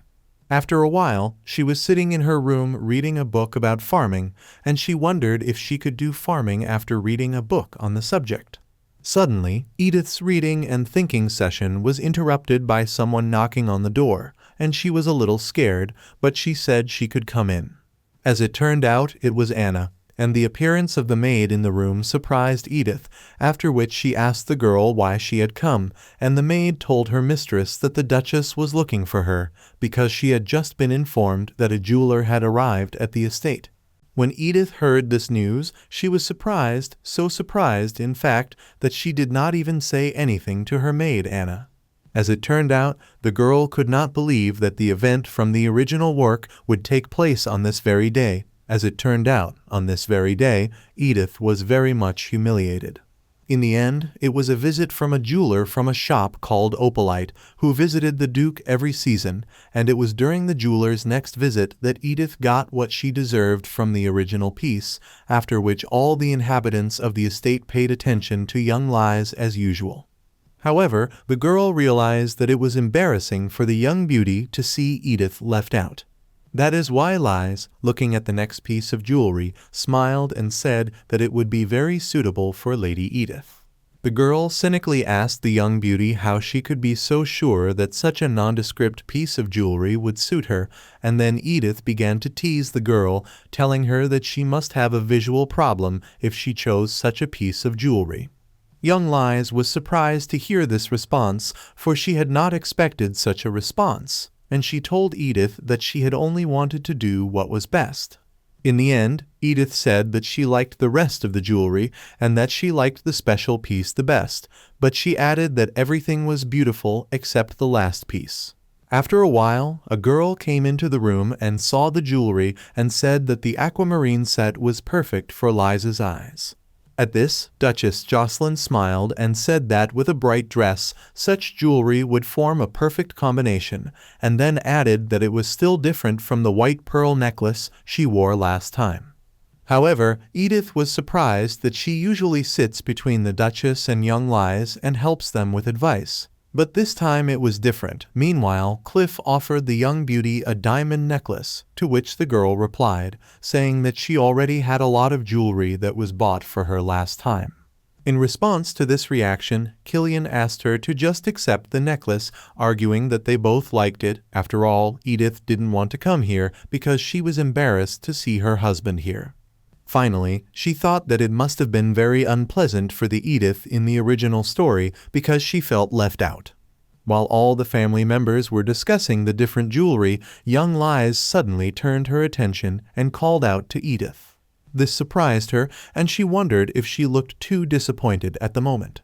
At the same moment, the young beauty told Edith that this necklace was the one that would suit her best, and when she saw it, she was in awe of its beauty. Finally, she was very pleased with the gift, saying that it was indeed very beautiful, and then she decided to ask if the stone was a ruby. Hearing the girl's words, the jeweler was very pleased. He told her that she had a sharp eye, because it was a ruby of the highest quality. Then the man added that such a design, which combines a gold chain and a stone set in a frame, is a high-quality work of master jewelers, and finally the Duchess smiled and asked Edith if she would like to try on the necklace. The girl asked if she could do so, but as she reached for the necklace, she was overtaken by Killian, which surprised her. But the man took the necklace and ordered his wife to turn her back on him. While the boy was putting the necklace on Edith, she wondered why her husband had such a look on his face and why he was acting the way he was. In a moment, she had an answer to her question, and she realized that the reason for the boy's behavior could be the Duchess, who was nearby. Finally, when Killian had put the necklace on his wife, she turned and asked him with a sweet smile what he thought of her appearance. He looked at his wife and was a little surprised, and then he told her that she looked quite beautiful with the necklace. The girl was very pleased with this response, and he went to the jeweler and asked him to give him the bill for the necklace, and immediately his brother Cliff was surprised by his brother's actions, for he told him that this was the first time he had ever given a gift to his wife. The boy then told Killian that he was a good enough husband for his wife, and added that he would pay for the rest of the jewelry. The Duchess turned to him and said that if he bought all the jewelry for Lies, then there would be nothing left for Edith, and this behavior of the Duchess struck the girl quite hard. Then Cliff smiled and told his mother that he had planned not to buy more than he had to, while Lies, who was looking at the jewelry, was surprised that he wanted to buy all of it for her. In the end, Edith smiled and turned to Duchess Jocelyn, telling her that the necklace alone would be enough for her, which of course surprised the Duchess, but she could not help but be surprised. At the same time, the girl thought of how much money she could get if she sold only one large piece of jewelry. But at the same moment, she realized that no matter how difficult her situation was, she would not be able to sell the necklace. After some time, Edith sat in her room by the fireplace and read the letter, eventually thinking about how often the Edith of the original work went to various parties and spread all sorts of rumors about the young beauty Lies. Suddenly, as she was going through the letters, she was surprised to see a letter with a seal on it that looked like the coat of arms of Count Regelhoff. When she opened the letter, Edith saw that Count Regelhoff had written to her that he had given her enough time to get used to the Ludwig family, and then he asked her how much longer he needed to wait and why she was not fulfilling her secret assignment. Finally, the man added that he had heard rumors that his daughter was helping the Duchess with paperwork and had access to all the papers of the ducal family, but that if those papers contained information about weapons and armor, she should steal them. After that, he said that if she failed to do so, she should simply take notes on the contents and send them to him, and finally he wrote that he would wait for a reply confirming the work done. Reading her father's letter, Edith was surprised that he knew that she was helping the Duke's family with the documentation. At the same time, the girl assumed that the Count wanted to hint to her that she was not the only one present at the Ludwig family estate, but also his spy. Finally, the girl decided to write a reply to her father and put the letter on the table and began to write. In that letter, Edith wrote that when she arrived in the Duchy of Ludwig, she saw for herself that it was unshakable, it was beyond her imagination, and she added that if someone decided to destroy such stability, he should be prepared for the fact that the loss of his family would be inevitable. She went on to write that she had not done a single bad thing since she had been on the Duchy of Ludwig's estate, and added that developing the strengths of the Regelhoff family under the Ludwig family's patronage would be the best option, and then asked her father why he hated the unique Ludwig family so much, and that she was satisfied with her work after writing the letter. At the same moment, Edith thought that this was probably a case of adding fuel to the fire. After all, she realized that Count Regelhoff would not go so far as to give up his ambitions, but she knew that this would certainly not be the case for her. But as it turned out, the girl's carefully done work turned into an unexpected situation for her after a while. After a while, when Duke Axel came to her office, he told her that she had trampled on her father and the honor of the house by doing so. After that, the man once again asked Edith if she had transferred the duchy's documents to a third party, to which she replied that she had nothing to do with it. Of course, the Duke had his doubts about what she had said, and so he asked her if she could swear on her father's honor that she was telling the truth. At this, Edith looked directly into Duke Axel's eyes and told him that she would swear on her father's honor, and then added that she would also swear on her honor and her life. When the Duke heard her answer, he said that by so saying she had trampled her father and the honor of her house into the dirt. Edith was outraged by the Duke's words, and so she decided to ask her husband why he was speaking so. At this, Duke Axel turned to his assistant, Baron Renan, and asked him to give the girl the papers, and the boy obediently obeyed his duke's order. When she took the papers in her hands, she was surprised to see that they were the same papers she had examined the previous time, and so she decided to ask the Duke why he had given them to her. The Duke then told the girl that these documents were of no value because he had asked Renan to prepare them for her, and he added that everything on the list that her father had sold was proof that he had used false information. Hearing this, Edith was surprised, and then apologized and said that she still did not understand what the problem was. She went on to say that there must be another reason why she was entrusted with the fake documents, adding that regardless of the fact that she was given the fake documents, she still only did what she was told to do without passing on any information.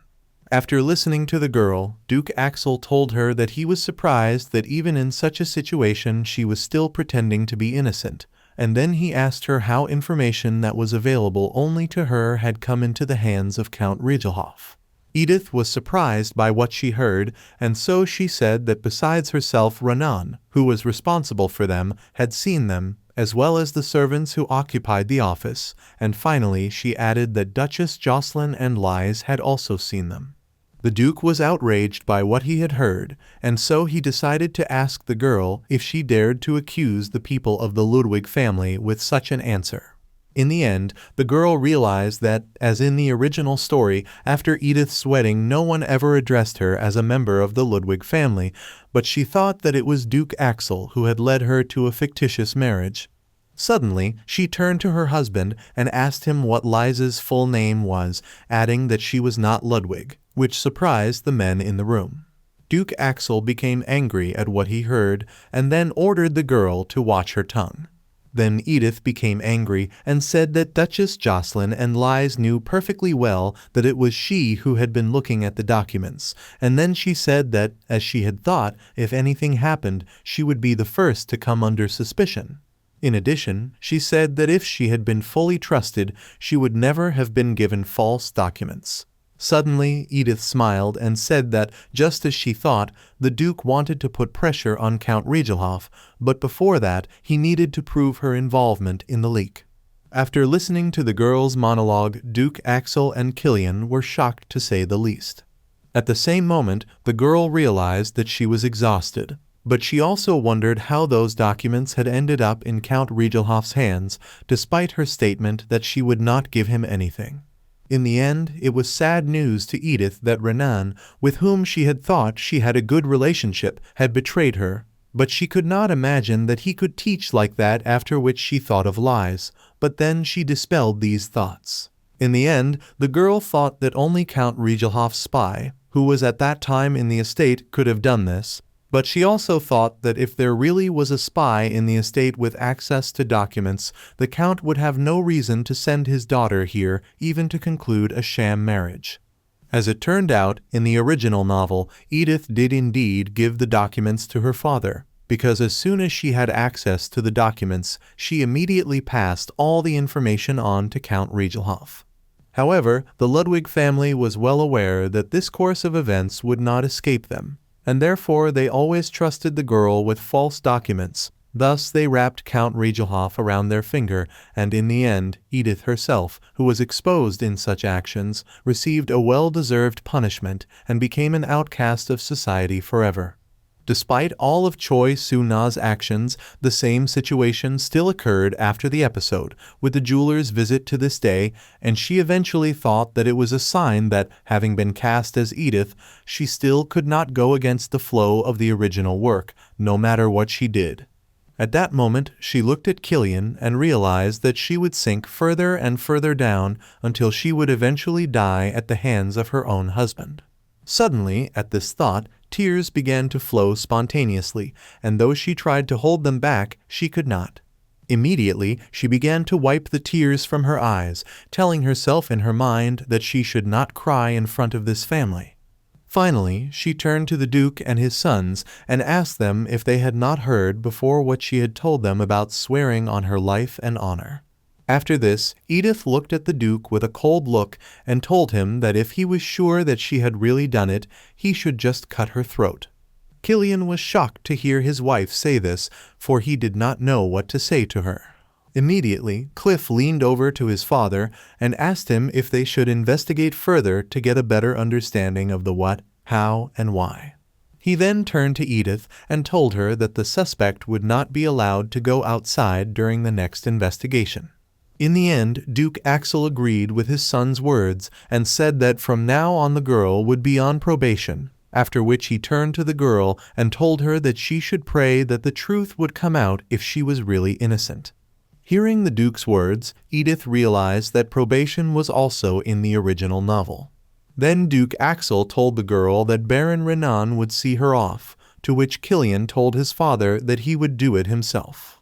At the same moment, the boy grabbed his wife by the arm and began to drag her along, which surprised Edith, and she tried to tell him, but Killian did not listen to her, but only told her not to resist and to follow him. The men in the room were shocked by Killian's actions.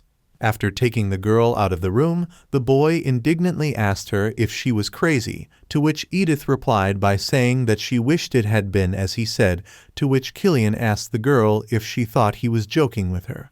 He then shouted and asked Edith if she knew what Duke Axel's nickname was for his deeds on the battlefield, and added that his father had been called the one who chopped off heads because of his deeds. In the end, the girl was not impressed by what she heard, but Killian did not stop and continued to ask her if she really wanted to propose to cut her throat in front of a man who had no hesitation in sending his army and prisoners to their deaths. After listening to her husband, Edith indignantly asked him if he was now annoyed that she herself was proposing to cut her throat, and Killian was shocked to hear his wife say that. Finally, he turned to the girl and told her that if she had indeed committed the crime, she would be punished to the fullest extent, adding that if someone else had done it, the truth would soon come out. At this, Edith was surprised and said that since they did not trust her, she would not trust them either, and then added that she was of the opinion that she was a criminal to all of them, and that this surprised the boy quite a bit. The girl then said that it was they who had given her the false documents and informed her of the actions that Count Regelhoff had taken on the basis of these documents, and then she asked whether they were engaged in any kind of investigation and punishment. Finally, she added that all she did was sit within the four walls 24 hours a day and accept whatever sentence was passed upon her. However, the young man turned to Edith and told her that he would conduct the investigation without prejudice, adding that he swore on his honor that he would conduct a fair investigation at all costs. Ultimately, he added that he would not allow the odds to be stacked against her, adding that he would keep her informed as the investigation progressed. Hearing this, Edith told her husband to do as he saw fit, and then asked him if he really did not want to be biased against her in this investigation. Finally, she smiled slyly and asked Killian if he would really be impartial if she and young Lies were on the list at the same time. Hearing this, the boy was stunned and did not know what to say, so he stood silent. The next day, the carriage arrived at the square, and Cliff came up to it, and seeing Lies, gave her his hand to help her down from the carriage. He then expressed to the girl his joy that she had finally arrived, but her attention was drawn to someone else. As it turned out, a joyful princess named Catherine Iberia was coming to meet her, and she asked the girl how long it had been since they had last seen each other. After all, she was the only blood relative of the current emperor, and she was also his sister, who was 4 years younger than him, but she was the most selfish and spoiled princess in history. As it turned out, Catherine was the only aristocrat in the empire who wore a short haircut. After all, this walking horror of the entire palace wore breeches even to official celebrations, arguing that dresses irritated her too much. However, even the emperor himself accepted such statements. Meanwhile, the young beauty bowed and greeted Her Majesty the Princess, and Catherine was surprised to hear this, and then asked the girl why she called her Your Majesty and not by her first name. At the same moment, the princess bent down to Lies and reminded her of her promise that she would come in a month, and so she went out to meet the girl, and then Catherine asked the young beauty if she had not grown cold to her in the meantime, a phrase that surprised Lies, for she asked the princess why she was saying such a thing. Suddenly, Cliff interrupted the conversation, smilingly asking Catherine to stop embarrassing the girl, arguing that Lies was already quite uncomfortable. In the end, the princess smiled and told the boy that she was just joking and that he could relax now, to which Cliff told her that she knew perfectly well that her jokes were hard to distinguish from mockery.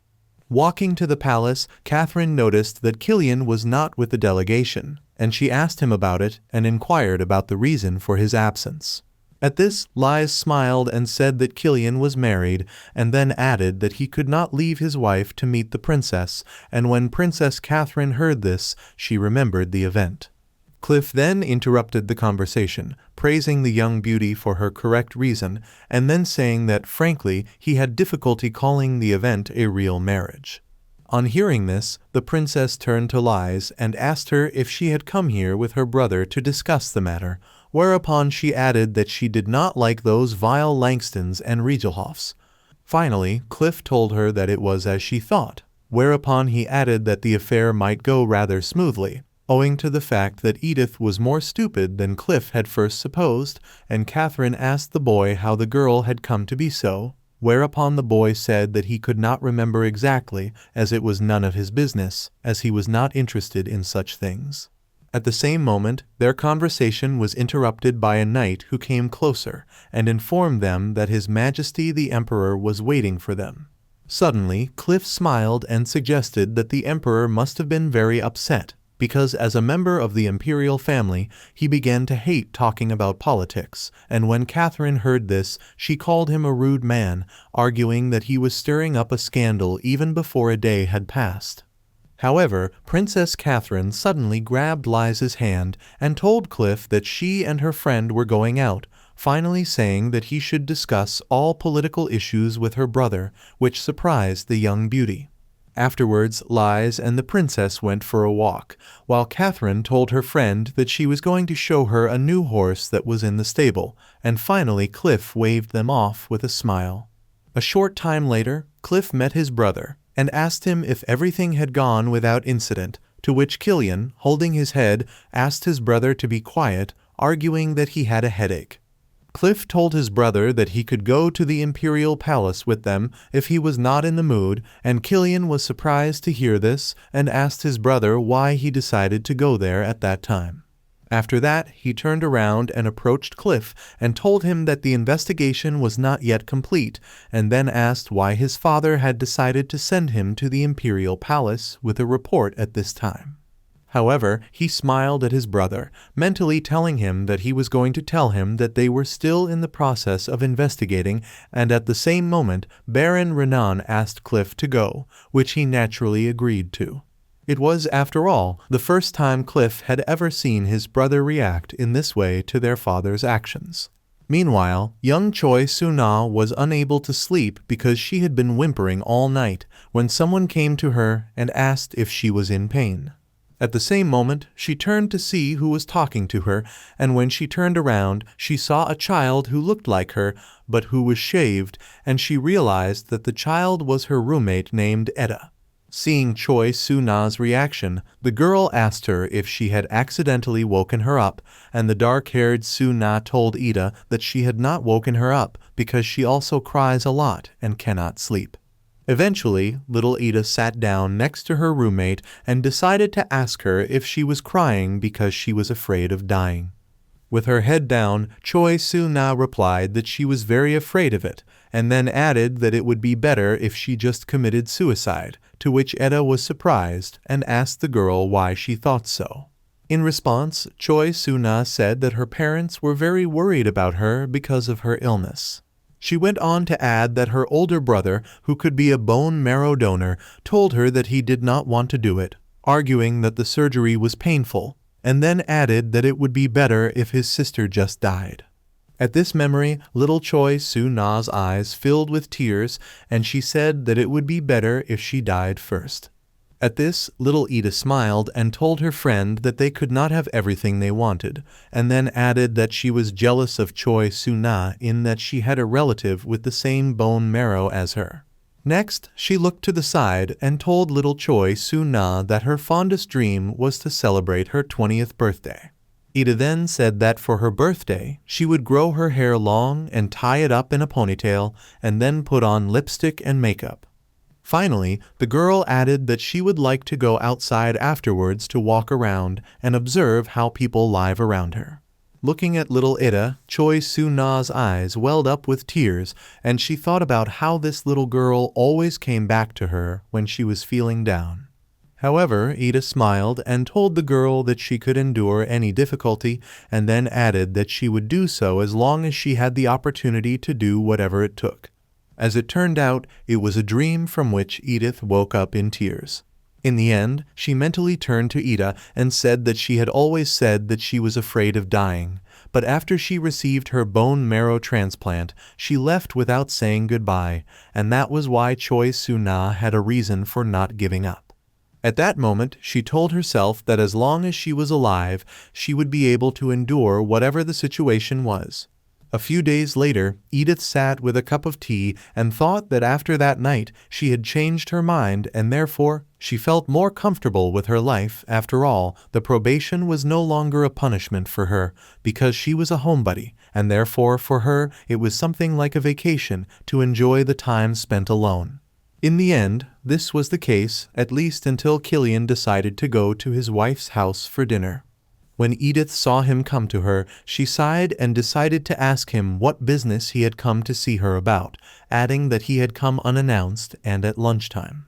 However, Killian did not respond to his wife's questions, and so she decided to ask if he could hear her, and he told her that he did not have time to talk to her.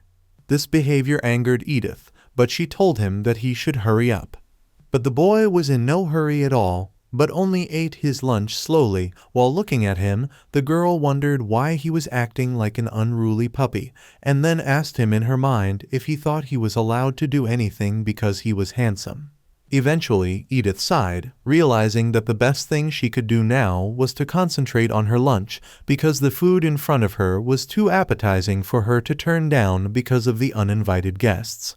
Suddenly, Killian turned to his wife and told her that they were currently thoroughly investigating all the loopholes through which they could gain access to the documents, and then he emphasized that, as Edith had said, young Lies was also a subject of this investigation. Hearing this, the girl sarcastically told the boy that this was a real surprise for her, but Killian calmly told her that she did not need to worry because they would not only deal with lies. Meanwhile, Edith continued to eat the delicious meal, and the boy looked at her and wondered how she had not yet choked to death. However, looking at her husband, Edith smiled and said that he had no reason to deal with her because she considered herself innocent of it, and then she added that she thought the soup she was eating was quite tasty. Eventually, the girl continued her monologue, asking Killian why they shouldn't just enjoy the food they were eating regardless of whether she had done anything or not, and then Edith added that she was sorry that the soup was over and the bread was not, to which Killian smiled calmly. Suddenly, she saw a small bowl standing nearby, and so, reaching for it, she inquired what it was. The boy told her that it was an extra portion of soup in case she didn't have enough of the food that was brought to her, and she was pleasantly surprised to see that. Eventually, Edith asked if she could have some, and then added that she could share if he wanted some too, to which Killian told her that he had enough of his own. After some time, she went to her room, and as soon as she got on the bed, she thought about how she felt empty in her heart as soon as she went to her room, and then she thought about what she should do now, because in this world there were no internet novels as in her previous life. Suddenly, she remembered that she used to do origami as a hobby when she was bored, but she realized that in this world of romantic fantasy, there was no such thing. Eventually, when Edith saw her maid Anna, she decided to ask her what the ladies did on such days. In response, Anna said that if we talk about hobbies, ladies are usually engaged in embroidery and drawing, and then added that active ladies are engaged in horseback riding. Hearing this information, Edith thought that embroidery was most likely a basic skill of girls in romantic fantasies, but she was not sure that she could hold a needle at that age. Then she thought about the option of drawing, but immediately rejected it as soon as she remembered the experience from her past life. However, she began to think about the option of horses, but immediately rejected it as well, because she was a little afraid of them. Finally, with an awkward smile, Edith turned to the maid and asked her if she had any other hobbies besides the ones she had mentioned. Immediately, the maid thought about it, and after a moment, she told her mistress that it was quite fashionable to make clothes out of cloth and dress wooden dolls in them. Anna went on to say that parents do not spare money for such entertainment for their children, because it is quite useful as it develops sewing skills. Hearing this, Edith was surprised that aristocrats liked to dress up dolls. After all, in her past life as a child, she could not afford such things. However, she decided to ask the maid where the children got those dolls. To this, Anna said that sometimes children ask their parents to make dolls, but that nowadays it is very easy to find shops where craftsmen make dolls and sell them, and that for 50,000 cine, the maid said, you can buy several fairly good quality dolls. At the same moment, the girl told the maid that she would give her 200,000 cents to buy good fabric and a sewing kit for the doll's clothes, and then emphasized that the maid could take the money left over as a bonus, which confused Anna quite a bit. However, the maid told her mistress that her job was to serve her mistress, and therefore she had no need for a bonus, at which point Edith asked Anna if she would like to accept the gift from her, at which point the maid was even more surprised and said that the mistress had misunderstood her. Seeing the maid's reaction, the girl smiled and told her that she did not mean to frighten her so much. After all, Edith knew full well from the very beginning that it was the maid Anna who was assigned to watch over her. But despite the situation of both the girl and Baron Renan, the maid Anna was one of the few people in the estate who treated Edith quite well. At the same moment, the girl turned to the maid and asked her if the amount offered was not enough to bribe her pride, and then she emphasized that she would be happy for the girl to accept the money from her as a token of her gratitude. When Anna took the money in her hand, she did not know what to do, but at the same moment she heard Edith ask her if she would really refuse the money, and after thinking about it, she decided to accept it, thanking her mistress for the gift. That evening, Edith was sitting in her room practicing her embroidery, and although she was doing quite well at first, something went wrong and the fabric was unraveling, and as she looked at her work, she thought that embroidery was not easy. Eventually, she recalled how Anna had brought her all the embroidery materials at lunchtime, and as soon as she saw it, she immediately asked about the quantity. After laying out the materials, the maid told her mistress that she had bought the dolls as a set, and then added that she had ordered dresses from a tailor, and then she asked her mistress to tell her if she thought of any new designs. Recalling the situation, Edith thought that her maid had suddenly become kinder, but Anna's face was still grim. Eventually, she smiled and began to reassure herself that it was no big deal that she could not embroider because it was just a hobby, and then she asked herself if people did not do embroidery to kill time and money for fun and relaxation. Looking at the dolls on the table, Edith said to herself, all this can be fully described as a luxury, because she could not do this kind of work as a hobby. And at the same moment she thought that in her past life she had never even thought that she would enjoy a vacation without thoughts in her mind, because after all, she was always haunted by thoughts of time spent and expenses. When she put the doll in the dress, she thought that perhaps because of her past life, she now felt as if she had just begun to live her present life, having moved into someone else's body and into a new world.